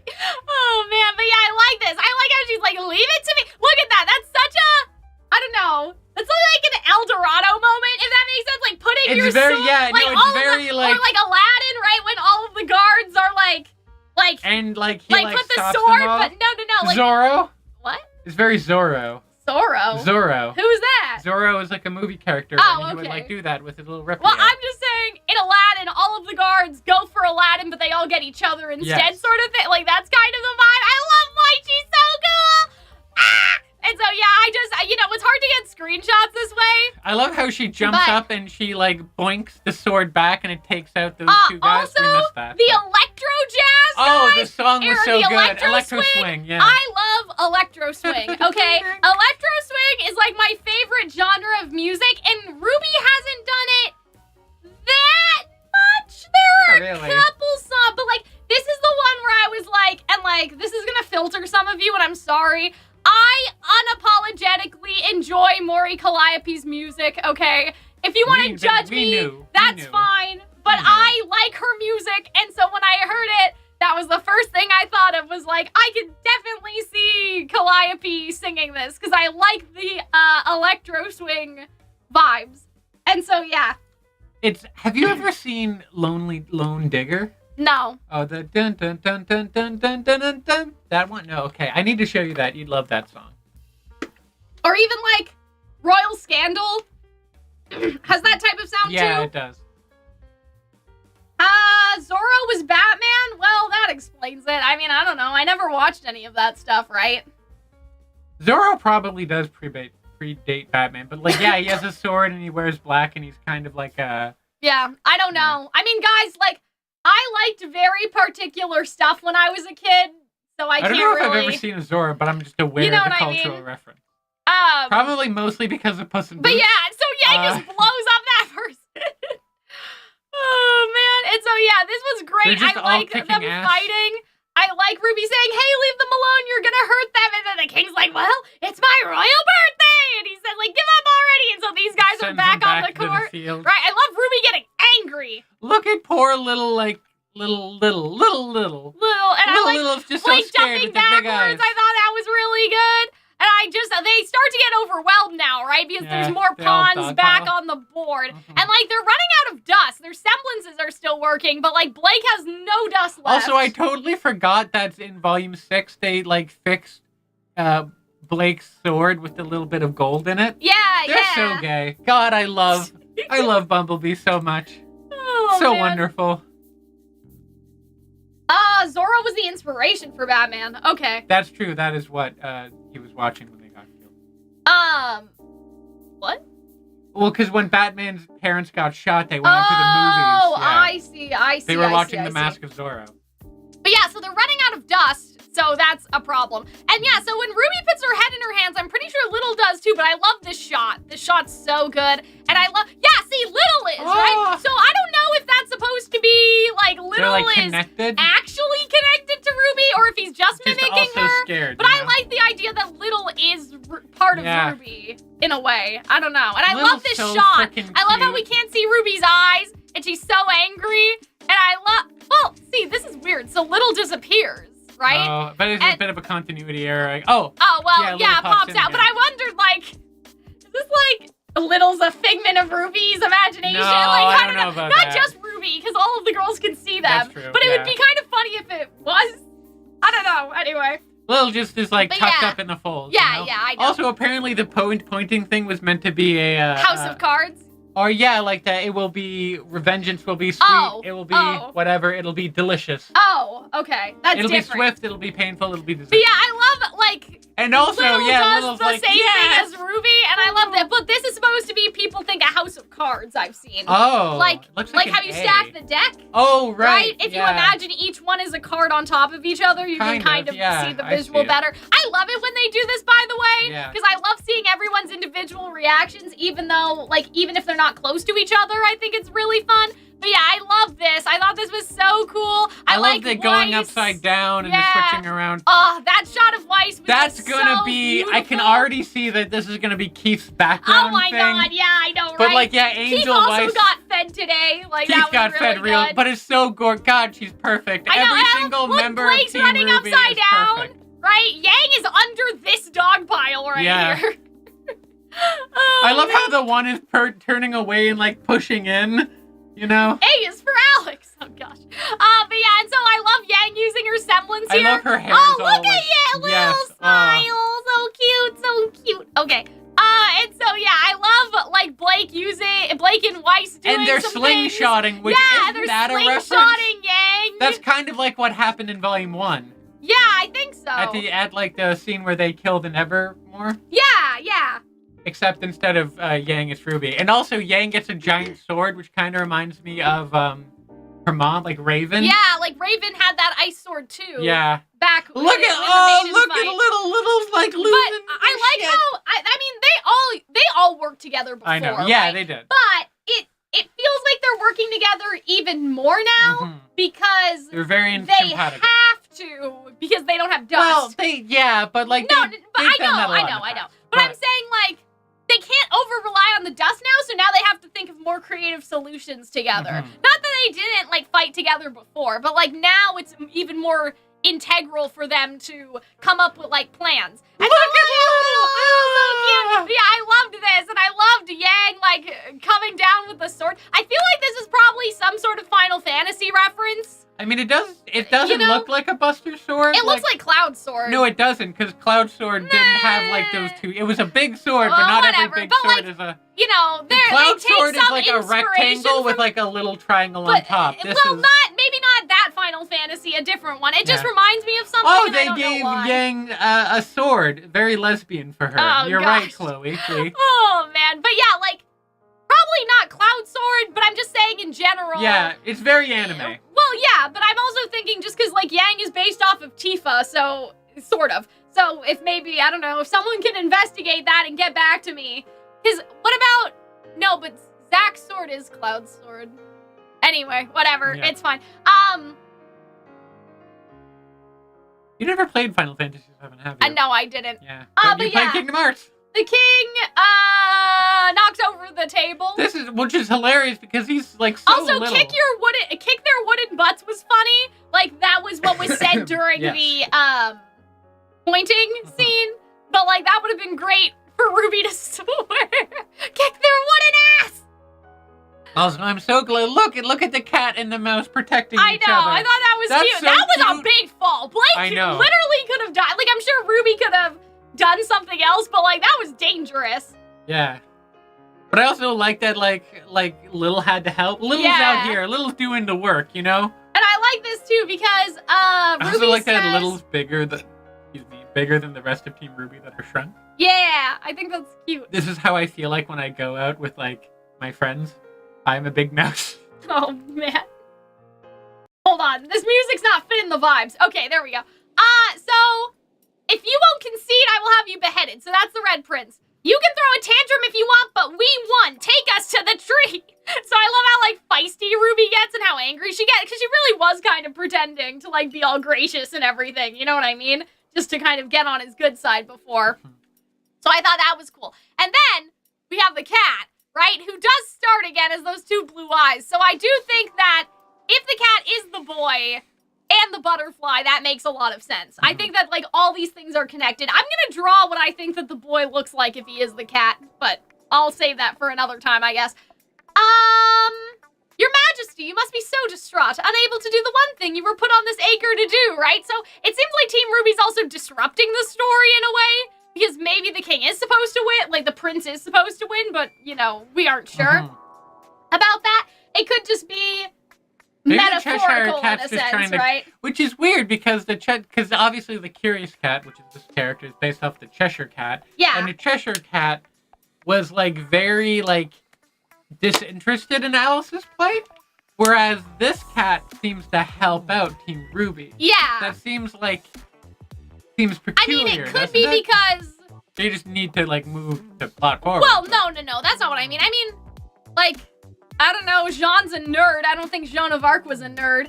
Like, you know what I mean? It could just be they're not trying to stick to the story that hard. Fair, yeah. But then the other thing is, like, maybe the reason why he is more interested than the original cat is because he was once human. That's true. Right? If it is the boy. But it's also true that, like, the Red Prince is a lot like the Red Queen. Yeah, or the but, Queen of Hearts, I mean, they're based off of these things, Hunter, but they're not one-to-one. I know, it's just, but I know, that's why I'm saying it's not one-to-one. Yeah, I find it interesting that it's different. I'm purposely saying they are different. Yeah, but I don't find it that interesting. It should be different. Like, you know what I mean? I don't know how to explain I guess I just find it curious, and part of me wonders if, like, oh, maybe the cat's, like, a little malevolent, you know? Yeah. I think that the cat is the boy, and so that's how he knew how to get out, because he's been here before. Essentially. That's what I think is... we'll keep going, I guess, but yeah. Surely you don't want to behead them. They are but fragile things without a head. If you get angry and break them, they might not ever come back, right? And so I think that's interesting, right? Because that kind of implies that, like, again, that's why I thought all of the guards, even when they're beheaded, they don't die. They get their heads put back on later. With wood glue? Yeah, with wood glue or something. Yes, she did release the lyrics. I meant to have them, but I lost them. I don't think that there was really any, like, symbolism, though. It was pretty straightforward. It was like, we're gonna play a game, and, you know, stuff. We're gonna play a game. Yeah, and so, I don't think there was any hidden meaning in the song that we need to look at the lyrics too much, but I can go get them later if we do. But yeah, I think that, like, I love the cat, and I thought that was, like, Ruby made a little noise here, like she was surprised.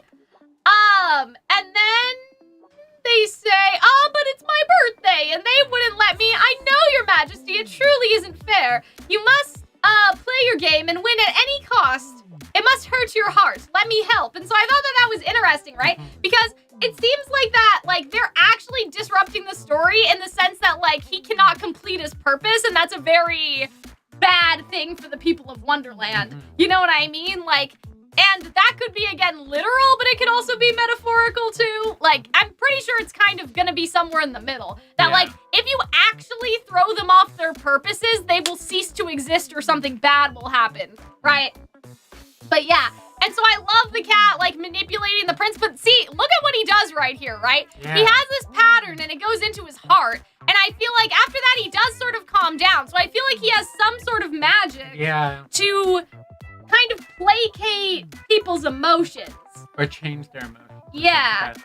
You know, and so... I also find it peculiar that this man, like, cries pearls. Yeah, I mean, I think they were supposed to be, like... Caught or, like, I don't know. It's kind of hard to tell what they are. I also like that the cat's playing with it. But that's adorable. And so I think that that's going to be important. Like, the cat can sort of calm people down, but I feel like that's also sketchy because, I don't know, it could sort of convince them to stop fighting in a way. Does that make sense? Like, I don't know how much power the cat actually has, but yeah, do you know what I mean, Hunter? I'm not saying what I'm trying to say, but basically, like, imagine the cat being like, Ruby, like, what if you stopped being Ruby Rose? Let go of all this anger. Yeah. Like, sometimes we need anger, though, or else we'll become complacent. Like, basically, what if the cat could have nefarious intentions? It's trying to trick, like, in the sense that, like, pull some shit. That's what I suspect. It could make Ruby complacent in a way, right? And, like, that line from the trailer, like, don't you wish that Ruby Rose was just something you could toss away like an old coat, right? Like, I wonder if the cat will be involved in that, because, yes, he calms down. Unless he's talking to, like, Neo.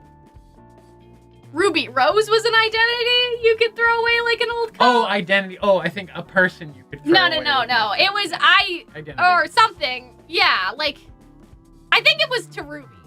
But yeah, I wonder if the cat could make you a little too complacent. All cats are evil. If that cat was a dog, wouldn't be evil. But it's a cat, and it's evil. Like, you know what I mean? I don't make the rules. I don't know how to explain it, but, like, he just did a little bit, but what if it's more? And then that also is interesting, because then on the picture, you see that same pattern going toward Alex's companion. You know what I mean? Yes. In the OP. And I thought that meant that Alex's companion was the cat, but we don't really know, right?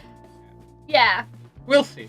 That's usually more the caterpillar's role, to manipulate feelings. Well, we need to watch this freaking movie again. Can we do that tonight? Yeah, I mean, no. Okay. The movie's so boring. It's such a boring movie. Really? I'm sorry. Like, some of the old Disney movies are a little boring. Like, they're technically great, but, like, I mean, the problem with Alice in Wonderland is it has no plot. Well, yeah, it's just she goes through a series of wacky adventures. Yeah, like, it's sort of boring. Like, it's kind of boring. Nothing wrong with wacky adventures. You know, I did watch the live-action one with Johnny Depp. That one with looks Arnold. shit. I thought it was good. It has like a 42% on Rotten Tomatoes. I quite enjoyed it.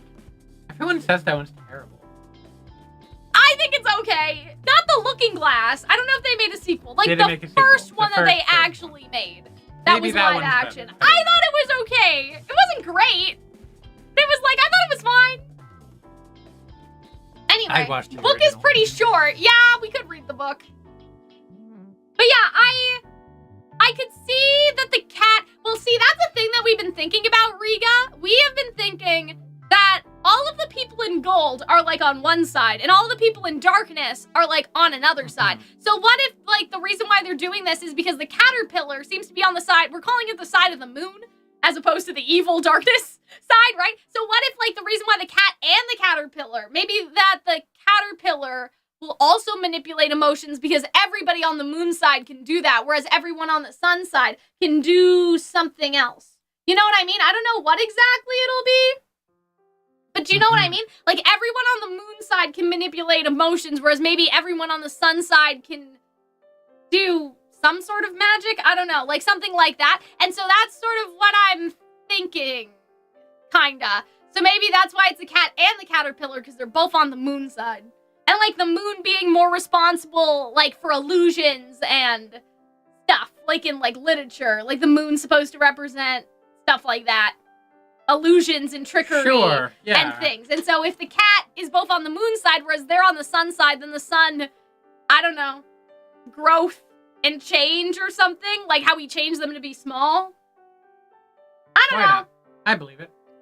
But yeah, I like this. Like, Ruby says, what about my friends? They're so tiny, and he promised he would, and I like this. Promises are like birds. They taste great, but they always escape. You should go before he changes his mind. That's such a fucked up metaphor. And you can see the cat has like a little thing on his nose, and I know that's kind of minuscule, but like, I don't know. I wonder about that, right? I'm surprised, like, Little isn't very anxious about being around the cat. I know He doesn't know it's a cat yet. I know but like Little makes that joke later, but at that time, if I were Little, I'd be nervous. But they don't know, Little doesn't know it's a cat right now, so I think that's why, right? And so I like the king's dialogue here, and like, you're banished, and he's like, come quickly, that's the cat. And so, yeah, you guys can read the dialogue that I wrote down and was able to catch, but this scene was great. I loved how, like, MC Escher, and I loved how, like, topsy-turvy everything was. Yeah, this was just such a great sequence, and I love this room, and I love, like, how they're going down a proper path, whereas Ruby's going down a flat path. Does that make sense? It's almost like they're being chased asymmetrically. But it's like they have to go downstairs, whereas this is sliding, and I wonder if there's some sort of symbolism in that, like the proper way to do things, order, whereas the winding path represents disorder, like some sort of metaphor right there. And see, so the cat says, he says something. He says, oh, here, this is the way out. If there's a moon side, is the moon side shattered like Remnant's moon? We'll talk more about that, I think. But yeah, so the cat, right? The cat knows the way out already. And so I think it's hard because I know the Curious Cat was in Alex's story. So for it to be Alex's companion is weird. But I'm also thinking that maybe it wasn't Alex's companion the first time. That the world is stuck in sort of a circle. Just like how Alex wasn't the White Rabbit the first time. Somebody else was. And then Alex replaced and took the role of the White Rabbit. And then her companion replaced the cat, right? Like they took the role in the story. So that's what I'm sort of thinking is going on. Again, it's sort of like rough because I know that like there's no... If the cat was here when Alex was here, it can't be Alex's companion necessarily. But I think that the cat, just like how other people die, right? And he says things change. Like the old cat is gone. That's like, something that happens too in like the Wonderland musical that I referenced a couple weeks ago for my like Neo art. It's the old hatter is gone, but the hat must go on, worn by me. Like that's what she says, right? Okay. And so it's like there's a transference of power, and so it could be the same thing here. I don't know if that's a reference to In the Looking Glass or not, but, multiple interpretations of Alice in Wonderland. The old hatter is gone, I'm the new Mad Hatter. The old cat is gone, I'm the new cat. the old rabbit is dead, I'm the new rabbit, and so on and so on and so forth, right?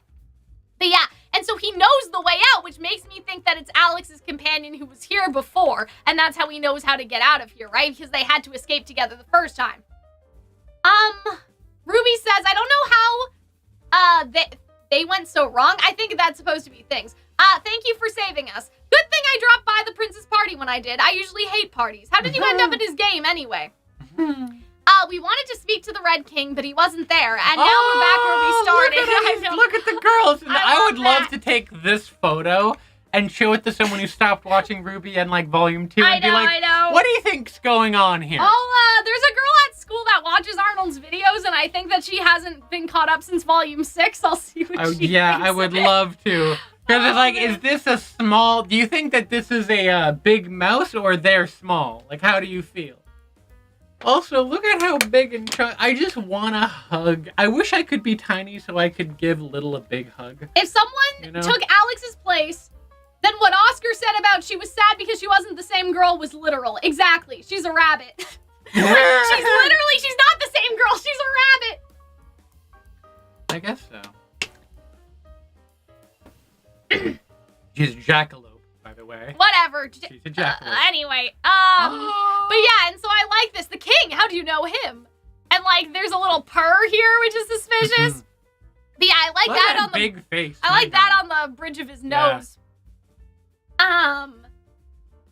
Well, times change, and so do we when it's our time to change. I think that's literal. I think that he literally changed when it was his time to change. He changed into the cat. You know what I'm saying? Maybe. Like, I think he literally, don't you know? Like, well, times change, and when we do, and so do we when it's our time to change. It was his time to change. It's Jean's time to change, right? Like, I think that that's literal. I think that that's literally what's going on here. I think that the cat used to be the boy, and so maybe he's kind of embraced it more than Alex did. Alex maybe was more sad about it than he was, right? But yeah, and so then they get out. We wanted, oh, okay. Did you hear that? There was a Red King. So this is Yang, I think, that was speaking. Right, but something changed since then. Great, so we're not in the stupid story at all. We're in its stupid sequel. Is what Mike said. And Little's already asleep. I love that. That was such a cute little moment. And like the wind blowing her hair. Like there's so many little animation things that just make me so happy. I don't think that Alex ever left. I think that she's the rabbit, basically. When Team RWBY reaches the tree, they will be forced to replace a character. Not necessarily. It's more like if you lose yourself, you replace a character. Almost. Not that you have to, it's that they lost themselves. And so they eventually became something. I wonder if the cat's gonna try to, like, get one of them to take his place so he can, like, go off and be a person again. Who knows? I don't know. I don't know if it works like that. Because I also want all of Team RWBY to kick this cat's ass at some point. I think that would be deeply amusing. But I don't think it's exactly like that, Hunter, where they'll be free if they can swap places. But I think that being changed into a thing is a choice, if that makes sense. Like, it's something that they lost their sense of self, and so they became these things. You know what I mean? Yeah. So I think that it wouldn't be that, like, RWBY, at the end, when they're faced with the tree, they are forced to, like, one of them to take the role of the cat. I think that this is something that happens, like, gradually if they decide to stay here, and if they lose themselves, they become more part of the world, if that makes sense. Like, we talked about this in the Alex video, but there's this idea that, like, Alex slowly started turning into the rabbit and didn't know what to do. Like, she woke up one day with bunny ears, and then a nose, and then a mouth, and she just slowly turned into the white rabbit. It didn't happen overnight. She just lost herself, right? And that could have happened to the boy, too.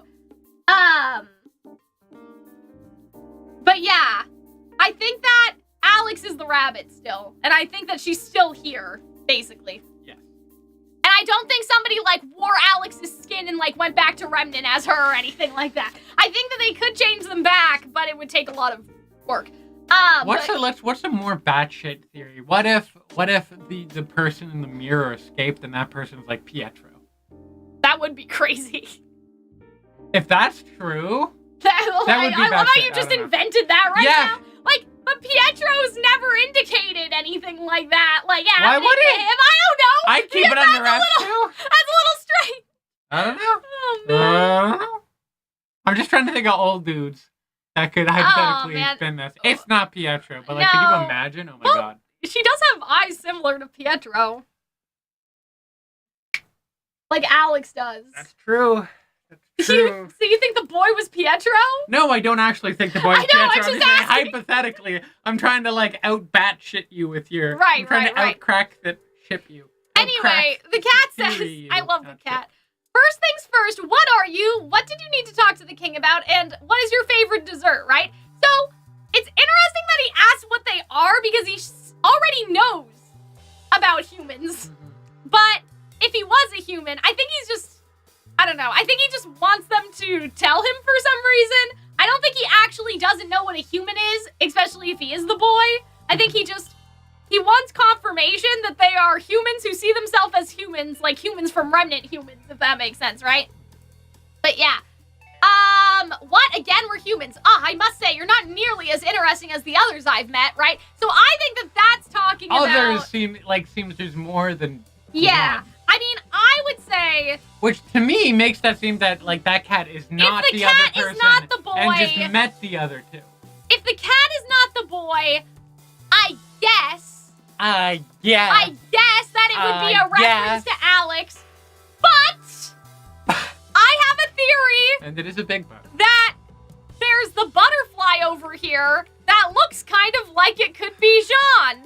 Okay. Hold on. We get a closer look That's at it. That's a symptom of schizophrenia if you're looking at a green, like, yellowy kind of butterfly and be like, that's my best friend John! Let's read out what they say. What's the deal with the cat? Can't anyone be normal? That's not just any cat. When Alex was lost, she met the curious cat who loved to ask questions. And the curious cat helped Alex find the tree. Wait, so the cat is our ticket out of here? And then Yang says... after that, like, Rubes, don't let the cat get away. Like, after this, right? Okay, so here's what I think, right? That's green. No, it's yellow. That looks like a kind of, yellow. That's a very, this it's is, yellow. Okay. Like, let's put, like, some kind of, like a pole in there. Is that more green or is that more yellow? I'm not gonna trust them with this. No. Because that to me looks more green than it does yellow. No, look at it on this monitor. Yeah, but in that monitor, it looks way green. It looks green on that one, too. No. This is like the dress all over again. Can someone... Where's Aaron? Yellow or green? Gren. Is it Gren or Yemlo? It's Yemlo, I say. Nay, it is Gren. Yellow. It's yellow, guys. It's yellow. It's like, that's like a very, like, light green. So I think... Or like a yellowish green. That it could be possible... that the others he's met, okay, if this is Oh my god, boy, everyone says, am I colorblind? If this is the boy, I think that he's talking about Jean, okay? You're not as interesting as Jean. Oh, fuck, am I color? Can we do I need to do a colorblind test. Yeah, I know. What's up with that? Kind of Hunter's colorblind? Damn. Oh my god, 95%? Yeah, I know. You're bad. Sorry. I'm sorry. It looks yellow to me and everyone else. Okay. So, I think... What color is this? That's yellow. What color is this? That's green. That looks not that green. No, it doesn't. It looks like a yellower version of this green. Why would John turn into a butterfly? Green. I'm so glad you asked, chat. It looks more like this than it looks like that. I'm so glad you asked, okay? I'm gonna... No, in the right light, this kind of looks green, Hunter, too. Because 50 people have voted, and I don't want to embarrass you any further, okay? So, anyway, I'm just saying. God damn it! 3%? Yeah. I lost worse than Kanye West in the last election. So, okay. Jean is the butterfly because Jean is changing from a person into the knave, okay? So that's why, like, that would fix the continuity problem with this being the boy, and the boy shouldn't have met Alex because he was Alex's friend. You know what I mean? So the others that he's met, he's talking about the other people that he's met, like, today. And so he's talking about Jean and possibly also Neo because he could have seen Neo before. Like, we don't know if the Neo scene actually takes place directly after the tea party. But then if that's Jean, why is the cat trying to eat it? I don't know. He's just trying to catch him. He's just trying to make sure Jean goes where he's supposed to. I'm upset. That's not yellow. He's trying to see where Jean ends up. Not yellow. Yeah. So it's like to that, show the its Calxiyn, shape. that's yellow. It's like those smiley faces, that's yellow. That's not yellow. Like, it was in a cocoon, and now it's a butterfly, and so the cat wants to see where Jean goes. No! Leave her alone. Hunter, the chat has already told you. They love to agree with you, Hunter. Your mother? No. Hunter, this chat, I could not find people more willing to simp for you, even when you're wrong, than this chat right here. Like, this chat they will simp give you... for you no, more. No. This chat will give you...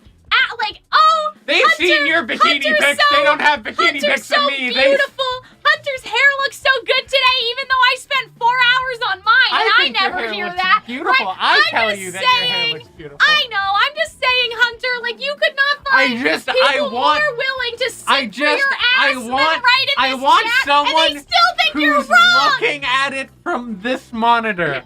I want another human in the room to tell me. Okay, guys, the butterfly didn't get eaten by the cat, though. The butterfly got away. I don't know if you guys saw, but like, he didn't eat it. Yeah, he's just chasing the butterfly. Also, yeah, if he's not.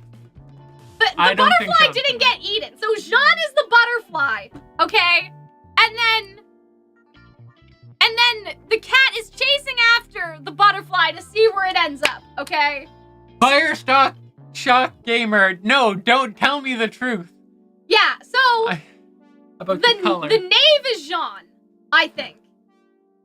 And so Jean is the butterfly because he's transforming. And that's what the cat means by people more interesting, if that makes sense. So Jean is the knave.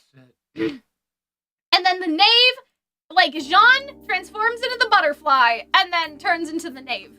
Can we just stay a moment how beautiful that orange field is? Oh, yeah, it's great. It's really pretty. But yeah, I'm confused about this scene Did you transition. not? That was meant to be a joke. I said orange field. It's clearly red. I thought you just said the field. I didn't hear the orange. I maybe we're both colorblind. No. You're taking it quite literally, but that's because the blue butterfly comes down the bell tower. I will take it literally, actually, because I think that the blue butterfly... If you ever saw guys, a butterfly... you don't understand. He's still the knight, okay? He's the butterfly in between. The butterfly is the transition. He's not just the butterfly. He'll turn into the knight after. I agree with that. That feels like a bit of a stretch. But, okay, you thought the blue butterfly was the cat. Well, yeah, because the cat can turn into stuff. Okay. So why can't Jean turn into something? Because... Why couldn't someone turn Jean into something? Is a basic bitch. But I'm just... He is not a magical cat that can, like, transform his body. Jean is still the knight. I'm saying that Jean turns into the butterfly first. He goes from Jean to the butterfly into the knight, like, right after. Whenever, for the rest of my life, I'm going to refer to butterflies as Jeans. We're going to go to the butterfly conservatory and be like, wow, Cal, look at all these Jeans. We're going to see the monarchs migrating, and I'll be like, oh, that's a cult. Is because that's what happens. Field full of Jeans. That's how the people change into the things. Like, you know what I mean? Sure, they turn into butterflies first. They turn into butterflies. Why do they turn into butterflies when butterflies are the end of the process of the transformation from the caterpillar Maybe they were a caterpillar. We just didn't see that shit. Okay, Hunter? Damn, so much criticism. So, yeah. Like, I know, because, like, the thing is, like, I agree with some of your ideas. Okay, it's just, I'm defensive because you attacked about it being yellow. To the butterfly to the cat, okay? That's how he gets around, all right? The cat changes into the butterfly. The three genders. And the same thing Boy, butterfly, knight. And the same thing happened to Jean. Is that Jean was normal, and then he lost himself, and then he turned into the knave. Here's the other thing. I don't think that the rusted knight in the story is Jean. I think the rusted knight is supposed to be the metal lady at the forgery. Okay. So that explains the idea of, like, well, who was the knight before? The boy that is behind Alex in the portrait in the opening. Mariana Martinez. Let's try to be logical, shall we? We're watching an anime. There's also a Giovanni Martinez, which feels like... Are there just, like, the Martinez family come in? What do you mean? Oh. Yeah, there's two Martinezes. Oh, yeah, in the chat. Okay. Yeah. So, yeah, the boy is the guy in the opening who is behind Alex. At least we think it might be a boy. We don't know. But yeah, so in the opening, there is Alex. There's a photo of Alex and like her person. There's a person behind that, like Alex, in the portrait in the opening. And the cat, like his little thingies, his little pixel thingies, is over the boy. And so that's we're gonna look to see if there's any butterflies in that image. Because like if there's a butterfly, then like who knows, maybe that'll unlock something. So Jean is the new knight. Yes, exactly. Okay. Exactly. I love how you like. And like it could be metaphorical, but I don't care. It doesn't matter whether it's metaphorical or it's literal. It doesn't matter because Jean is going to turn into the knight. And so yeah, is that a boy? It doesn't look like a boy. Okay, hold on, guys. Do we really have to do this right now? Oh wow, we're doing it. Here I thought you'd be gunning to jump over to when Neo shows up. I would love to, actually, but I don't know why. What, like, doesn't matter. After I go home and, like, look after my dog, can we go and, can we, like, watch Alice in Wonderland? It's so I know you don't want to. Hunter. It's such a boring movie. Can we try to get through 10 minutes of it? If not, we'll watch, like, Attorney Woo, and I'll read you fanfic. Okay, guys. I gotta hold on. Everybody just... Okay. Let's just open the whole opening because I feel like people are just... Let's give it a shot. Everyone's just lost right now. Except for me. I'm the only one who's not lost, okay? Are we just, like, looking for butterflies here? No. Okay. Hi. Oh, there's mustard behind them. It must be Sean. Okay, listen. Okay, hold on. So, this is the opening, right? Oh, it's later. I know. Yeah. I think this lady is the Rusted Knight, okay? So let's get that out of the way first. Because the Rusted Knight was around when Alex was around. So I think that lady is the Rusted Knight, okay? Jean is not the Rusted Knight. He's just a completely different knight. Everyone else aged. Is it possible that lady's actually Alex wearing a mask? I don't know. I'm just saying, because everyone else is aged, so it makes sense that Alex wouldn't be. But maybe that's like, she's just also, like, maybe the knight is just also younger. That's now. True. Like, you know what I mean? Anyway, so, yeah, so we go through this whole thingy, right? Caterpillar man, caterpillar smoke, cat, okay? Jean, out of time, the 11th hour, whatever, people saw that symbolism, okay? Now let's just go through this, because this is, like, neocentric. Yeah, so this was, again, Alex talking to the cat, who, that cat looks different. Pretty similar. They're similar, but they look kind of a little different, right? So I mean, cats don't live that long. I know, but I'm saying it could be a different cat. Okay.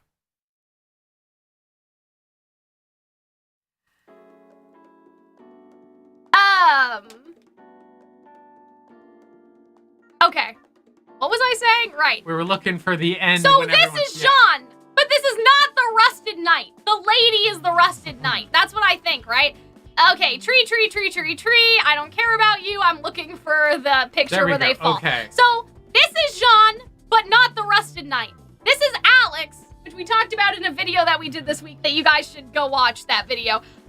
So Alex is the rabbit, okay?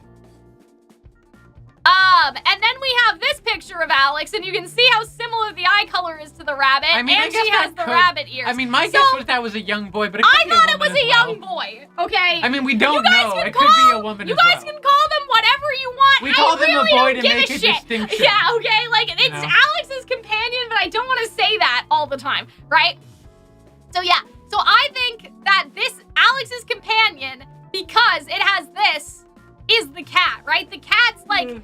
thing, there's a connection popping out. We'll have to see him more. But, like, I don't know, he has glasses. That could give curious character archetype, right? We don't really know. Right? I love how it kind of looks like little, like, Batista bombing that... Riga thinks that the shadow is Alex now. And, like, maybe, but, like, the hair is so different. They are wearing glasses. It looks like they're wearing glasses. Yeah, they are wearing glasses. That's what I get. And they also have, like, I don't want to say those are dreads. But they look like locks. But they look like locks. So I don't think that it's Alex because, like, that's a very significant hair change. So I don't think that is Alex. Guys, I don't care. Whether you think it's a woman or a boy, it doesn't matter. I was just trying to differentiate them, and if it is the cat, it will be a boy. If this character turned into a cat, then they would be. So that's why we're saying that it's the boy. So basically, I think that the boy's the cat, and Alex turned into the rabbit. There's no this is the rusted everywhere. knight. Yeah. Right? Which, like, what if we were looking for butterflies. Yeah. I was just trying to explain the theory part. So I think she's the rusted knight. What if that's Alex in a mask with some armor? I don't know. Because it would make sense that Alex would have gotten a little older. Or maybe, I guess it also makes a certain amount of sense. But yeah, it could be Alex, like in Alice in Wonderland, there is a sister. We talked about it could be the sister. I'm just saying that if the cat is the companion, Robbie Damon is a male voice actor. And I'm sure that they won't have Robbie Damon later trying to do a girl voice. Like, you know what I mean? So that's the only librarian reason says, why the detail I it. noticed that if you look at the shot of the knight with fire around him, the chest plate armor looks very similar to Jean's armor. Yeah, well, that's why everyone thinks that the knight is Jean, right? But that's why I'm saying, in terms of the lady, I think the lady is the canon Alex saw this person, rusted knight. Where Jean, there's something else going on. They don't look rusted, and that knight looks rusted. I don't know. They look bronze. But, like, rusted could just be that they're old, that they're washed up. You know what I mean? Because she doesn't fight anymore, right? She's a forge lady, right? So, like, I don't know. I don't think he looks that rusty, but yeah, I think that, though, in any case, this was the original rusted knight when Alex was here. And that maybe Jean is meant to eventually take her spot, you could say. And so, but my whole point is that Jean is not the rusted knight. He is a rusted knight. One day we're gonna learn about who the knight is. He is a rusted knight. And he's who not the rusted knight. Does that make sense? The jackalope, and then, like, you will finally know peace, or you will only be deeply upset with it. But yeah, do you guys know what I mean? Yes. Like, I just wanted to see if there was a butterfly. This lady not. Is not nary a butterfly. This lady is the rusted knight from Alex's time. And Jean is now the rusted knight in RWBY's story. That's basically all I was trying to say. You know what I mean? So yeah, she was Alex's rusted knight. Jean is like the rusted knight apprentice. Yeah, I got you. That is what I am saying. Knight. Rustier, sprier, knightier. Yes, exactly. And there's no butterflies. Exactly. So Jean is the knave. We've renamed him. And then the lady is the knight. That's kind of the vibe that we're going for. Okay, let's talk about Neo. So, this is interesting because there is definitely, like, weird shit going on here because, like, this looks like such a Gods of Light and Darkness parallel, right? But it really does. Dar made a good point that, like, he doesn't think that the world is supposed to look like this, which is interesting. How so? Because it looks ruined, more so than it was made to be ruined. Well, there doesn't look to be ruins anywhere. So people noticed that it bled red blood, which people make think that, like, oh, what if the Jabberwocky was human? I'm wondering if it's red paint that he ran through the field to get over here. Except he didn't attack them in the red field. I know, but maybe he had to, like, but yeah, I think the easiest explanation is that it's blood. Yeah. Right, but it's hard to see where the blood actually comes from him. Like, I don't understand. I don't understand where he sustained the injury, if that makes sense, beat up right? A bit by Team RWBY. But yeah, so it does look a little ruinous when you look at whatever. This looks like this used to be a sign or something, right? Like there used to be like a carnival here or some shit, right?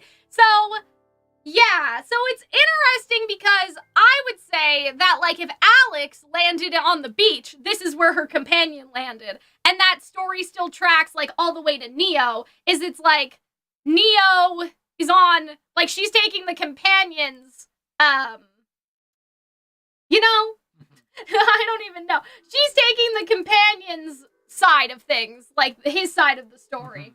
The grass was what was razor sharp. That's weird. Oh, I mean, maybe. Yeah, because it looks pointy. I guess. And scary. It doesn't look that... That's very, oh God, what's that old show called? Never mind, I'm not going to say that. Anyway, so yeah, I think it's Aeon interesting. Flux. It's very Aeon Flux. Like, and then you have the gears, right? Yeah. So, like, it looks like this did used to be a thing. Yeah. There's also some sort of mechanical situation over here. right? And then he picks up a gear that, like, it's green. That is a gear, Giving some Ozpin right there, but yeah, so I don't know if I captured this. Oh, there she is. Look at this. Oh, yeah. Some people think the dinosaurs died from an ice age. Some people think it's an asteroid. Really, it was a high-impact Neo. But yeah, so I'm assuming everyone felt like this. Whenever you have gay thoughts, do you imagine they hit you from the sky in a burst of pink energy? Like that. But, so considering Neo felt like that, I'm assuming that the two blue streaks in the opening, in the intro, were supposed to be Alex and the person. Alex and the companion.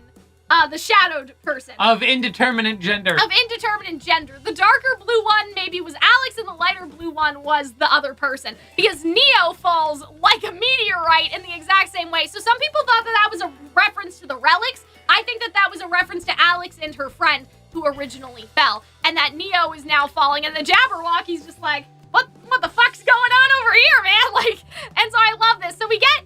See, this is interesting, because I'm like, well, why did she do this? You know what this reminds me of Lilo and Stitch, when it's like, can you bring me a friend? Oh my god, you're the sweetest angel you have! And then Neo crashes, like, he was like, God, I want a girlfriend, and then Neo comes crashing down. Or like, Fox says, God, I want brothers. I want the sweetest girlfriend, and then Neo comes crashing down from the sky. Oh god, we should make that after we're done. Please I don't know how. You can do that. I haven't figured it out yet. I guess I would put Fox in the praying pose. Yes, and then something. Neo be like on Stitch's face. I've never actually seen Lilo. Well, not a meme. I would draw it probably. Oh my goodness. But yeah, I'm all meme. You're all drawing. Yeah. So she turns into Ruby. Also, she found her parasol, which I think is interesting because that was fast. I thought it got knocked over, but I guess it got knocked over here. You know, convenient. I guess very convenient. Okay, so yeah, so then she turns into Ruby and she turns into Cinder, which I thought was interesting because the two people she wants to kill. Is that more so for the audience, like that to express that she's mad with both? Maybe in her head, I could see this being like. Like when she gets very angry, she doesn't have the best control over her semblance. So like I see the subtext here is that Neo is like, if I'm Neo, okay, she's like, and you look pretty Neo-ish. She's just like, what the fuck? Like, how could I still didn't kill Ruby, and then Cinder betrayed me, and so she's turning into those people as she's thinking about them in her head, in her monologue. You know what I mean? She's thinking in her head, fuck Ruby, fuck Cinder, and turns into them, and she doesn't have the best control. And she's like, well, what the fuck is this bullshit, right? She's just like already angry. Yeah, so I think it's like overwhelming, and her semblance is going wild because she's like monologuing to herself in her head. Right? Like, I want to kill Ruby and I want to kill Cinder. Yeah. But then she uses her, and so do you think this is an evolution of her semblance? Like what happens with Ren, or do you think it's like the little magic pieces? In Roman Holiday, I know Neo never did this in the show, but she does in Roman Holiday make Neapolitan as a whole separate person, and that runs around. So, but she seems almost. Does she seem surprised? She seems surprised, but I think that's because she hasn't done it in a while. Powerful, yeah. I don't think that's it. I think that it's because in the book she does that with pretty easily. It's just that it hasn't happened to her in a long time. I think that's why she's surprised. She's not surprised because this is a totally new evolution, because we know from the book that it's not. It's that she's like, oh, you again, kind of. But it's not even Neo, right? Yeah. Like, it's just her. Also, it's not even Trivia or Neo or whatever. And so I think that she's not surprised that she can do it. She's surprised that this hasn't happened since I was a kid. And it's happening, right? Like, I think that's more what it is. I'd also like to point out that, like something flashed behind your eyes when you saw this and all the Neos. Yeah. It was like sudden. It was like the first person that ever ate, like, your favorite meal. Yeah. Or the first time you ever listened to your favorite song. I'll post it's like the reaction the whole again. world. Like, the whole world opened up and suddenly everything made sense and everything was in full color. It's a beautiful freaking I don't need to just have one Neo. Oh, man. I can have multiple Neos. I could be swimming in Neos. I could have a harem of Neos. But why does she have her parasol? That's a good question. I guess it felt like... I guess she just found it, and that's how it is. You mean... Right? Maybe whereas Alex lost her weapon, the companion didn't, and so the world put it back in Neo's hand to make sure that it was there for later, right? Because, like, the whole thing is that Alex loses her dagger. They talk about that because Jinxie takes it. But maybe there's, like, maybe the companion boy fights the Jabberwocky, so the world put the parasol here. I know that sounds silly, but, like, do you guys know what I mean? Just like how the world came in and took Yang's arm away from her for kind of no reason. Like, Jinxie just happened that, or to she be could have there. just found a stick on the ground and turned it into her. But it does open later, That's so true. it's kind of a question of whether or not it's an illusion. I guess it is. I did it must be question the real that one. maybe this was Penny's sword that she transformed, but it opens, so that's weird. I don't know if that works. And so I think that she just found it, man. The parasol was just where she landed. Like, I think that's just the case. The world gave her weapon back because the story demands to go on for her to be able to fight the Jabberwocky. Did she not have her... No, Cinder knocks it over. So I think that, like... Some people think it's a little convenient. I literally think I'm okay. I didn't think about it. The world took Yang's arm away, like found a way to get Jinxie to Yang's exact location to take her arm so they could repeat the same segment Alex did. I think if there is a parallel story with Alex's friend, that the parasol ended up there on purpose because the story needs to play out and she needs to fight the Jabberwocky and actually win, and the story knows she can't do that without the parasol. Also, there's a notion, there's like a plot hole and then there's like a plot contrivance. Yeah, this is like convenient, this is a plot contrivance. I see it. I think it's convenient. Okay. Or like, not even a contrivance, it's a plot convenience. It's like, we just wanted to have her weapon, don't think about it too much. Look at all those chickens! Yeah, I know, right? And so you see also there's green lightning back here, right? And so, I don't know, it matches the green, like, gear, but that could just be a coincidence. I'm not sure what to make of this yet. Also, the rain is falling it's very so odd. Do you slowly. think maybe this could be like the king's kingdom or whatever? Like the fallen kingdom? Yeah. Like this used to be the White King's or the White Queen's kingdom and then it fell? I don't know, maybe. Or like, but it even has like, it has kind of like the gears kind of remind me of Ozpin. Maybe this was Oz at one point. I don't know. But yeah, like all the trees in the back are very pointy looking. I love how like they're all like, they're kind of looking at each other like, what do you want, boss? Okay, so like this is funny because, okay, so what Neo does is she turns her head and then they all follow after. It's a very small thing, but like she turns her head first and then they all turn after. So they're kind of following her exactly. Right? And so then she opens her parasol and she's like, I'm kind of getting like in Neo's head, if she's like, snapping my fingers to see if it works, like she's almost not sure, and then you see the smile on her face when she sees that it's actually working. And I love again the difference between some of the Neos, like this Neo has it this way, this Neo has it this way, like this one seems a little more angry than this one. This one is like, I don't know, looking... This is like ample I don't know how to explain this. This one is looking more like over the eyes, like if I was looking at you over my glasses. That's this is like ample meme quality, because you know those memes of like people getting their ass beat, and it's like my student loans and my addiction to like magic cards. I did think this could be what all the Fox. I'm gonna put Fox and Neo art and put a commission over every single one. My bank account. Your bank account is the Jabberwocker and all the different commissions. Are the Neos about to kick your ass. Yeah, see, because she opens it, I'm a little not sure if that's actually Penny's sword or not. I think she just found her umbrella.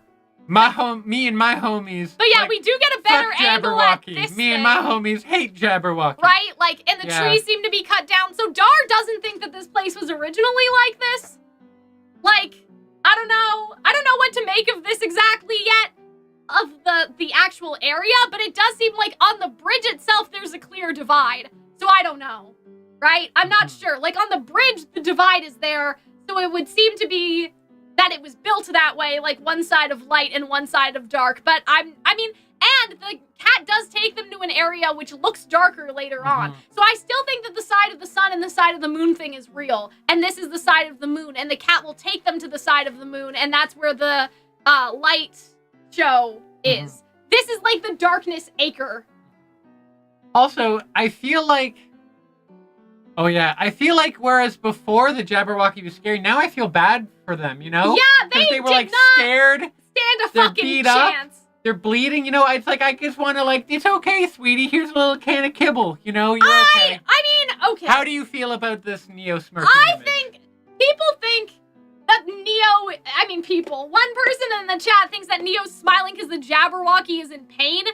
I don't think that's why. Neo has a bit of an empathy deficit, let's be honest. Yeah, but I think that it's more that... How do I explain this? I think that the reason Giovanni, you're absolutely right. It does remind me of that Teen Titans episode where they go into Raven's mind. I think that the reason why Neo is smiling is because she couldn't beat RWBY alone before, but now she has ample... Now she can. You know, she's trying to test out her power, I think.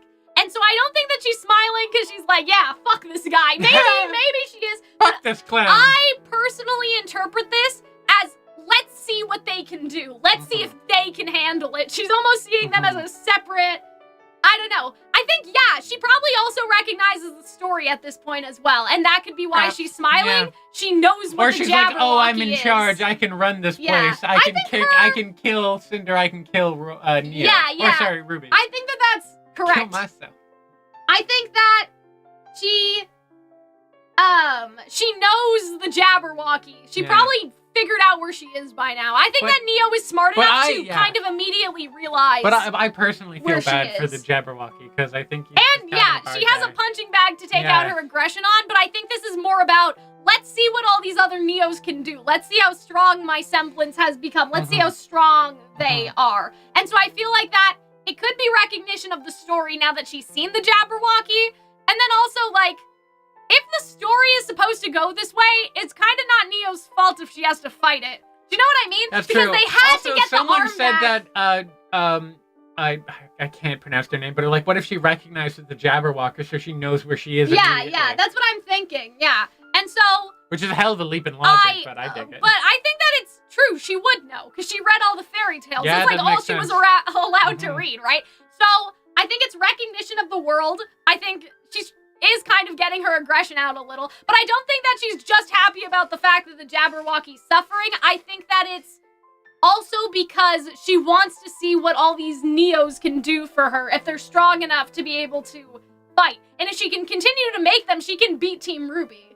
You know what I mean? Like, if she can make them later with Team RWBY, she can beat them. She can actually, like, if you want something done right, you gotta do it yourself, right? She can actually do it herself now. I think that's more why she's happy. But yeah, like, you know, not to be the Neo defender, but I will say, like, if the companion story dictates that she must kill the Jabberwocky, that's not really Neo's fault. It's the same how they had to get the arm back from Jinxie.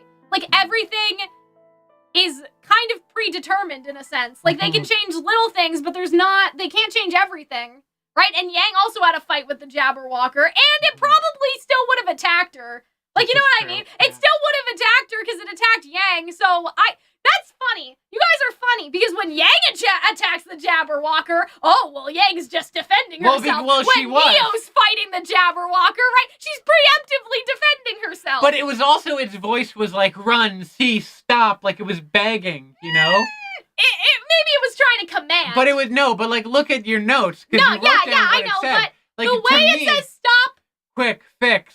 Fine, stop it, cease. No, like it's begging. I guess. And also, like, after the Jabberwocky ran away, they didn't, like, pursue her, you know? So hopefully they don't, like, I don't know. I'm starting to feel bad. I'm learning the errors of my ways. But, like,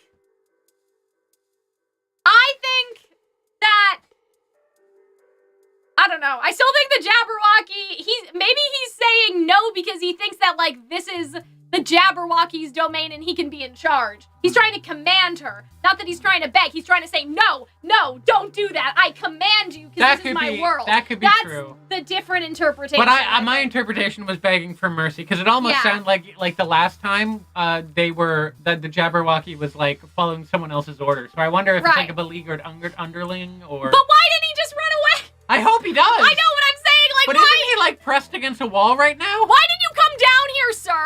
Okay? Why didn't you come over here? Yeah, he's pressed against the wall. I know, but I'm saying, why didn't you come down here in the first place? Like, you know what I mean? Why does he jump down? Maybe he lives there. I know, but I'm just saying, why does he jump down I agree, Rain. Best girl Jabberwocky deserves better, and from now on, Jabberwocky is a girl I've decided. Oh no, I'm convinced of Neo doing bad. I just think it was funny that, like, oh, suddenly now Neo's doing a bad, but Yang was fighting the Jabberwocky, but it was fine. was different. No! There was different. No. Like, there's different. There's different. It attacked Yang, so shouldn't it be okay? Yeah. Like, that's fine, but this is almost like, no one was, like, this is, I don't know. I don't know. I think if it was at its full strength, it would try to kill her. And I think that's enough reason to fight with it. She doesn't know that. You know what I mean? What if it says no? If you ever became a general, you'd commit so many war crimes. Let me be devil's advocate, though, for a second. You can't imagine your special meow meow. No. Okay? What if it said to stop, and she did stop, and then he lunged at her because it's pretending to be injured? She doesn't know that. Then that's fair. I know, but what I'm saying is that you can't trust I guess I'm these soft. bitches. I didn't cut my teeth on the hard streets of Vale. I'm soft. I want to see the best in people. No. Sorry for wanting to see the best in people. Okay.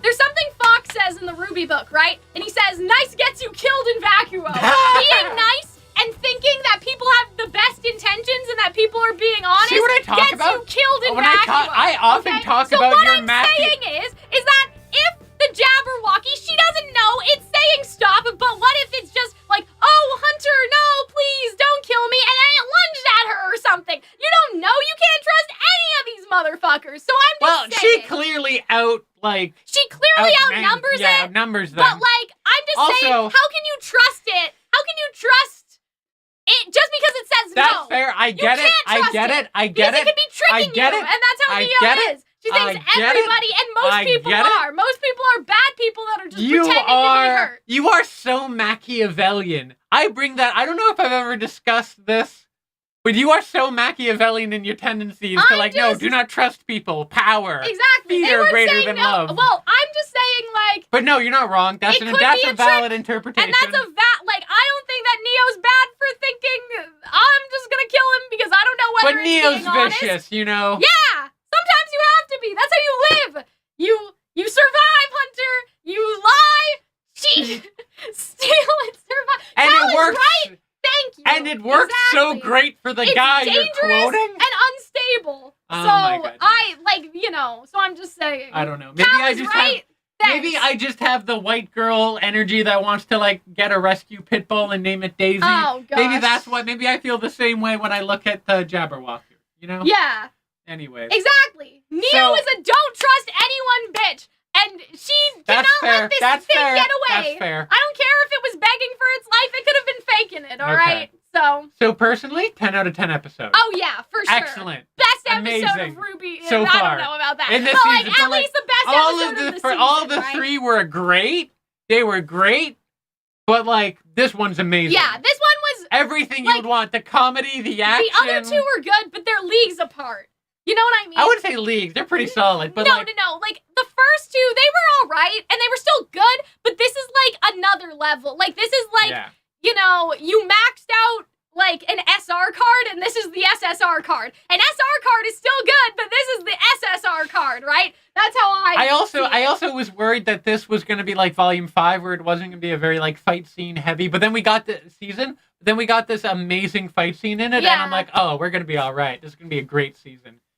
I love this this RWBY songs we find ourselves in. Yeah. I think the show just keeps on getting better and better, and I love it. And I think that, like, I don't know how to explain this. I think that that's kind of the point, because I don't know. That's kind of the point. I think that, like, this season is going to be the best season of RWBY because they had so much time to work on it and perhaps, all of that stuff. They really. What's an SR card, guys? I can't explain that right now. It's a gotcha game thing. Like, okay, super rare. Yeah, super rare and super rare. I don't know. But yeah, like Twisted Wonderland, you have gold cards and you have silver cards. The episodes were silver maxed out like the last two, but this is gold maxed out. It's different. It's different. But yeah, and so I thought that this was an amazing episode. There's lots of theorizing material going on here, but I think that we have to go because Hunter has to let out her dog and I make dinner and other and maybe things. come back here and hang out. Well, maybe you're not gonna come back. No, I want to. I just don't know if I know you said maybe. No, I'll totally come back. Gotcha, Copium. But yeah, and so don't get into Dr. Kids, it'll destroy your lives. Well, I think that's it is basically gambling. I'm made uncomfortable by we will games. talk more stuff this week, I think, yes, for sure. Definitely. But yeah, we have to go and we have to pee. And so that's it. Goodbye. Toodaloo. Best episode. Yes. We'll see you guys later. Bye, guys. How do I stop streaming again?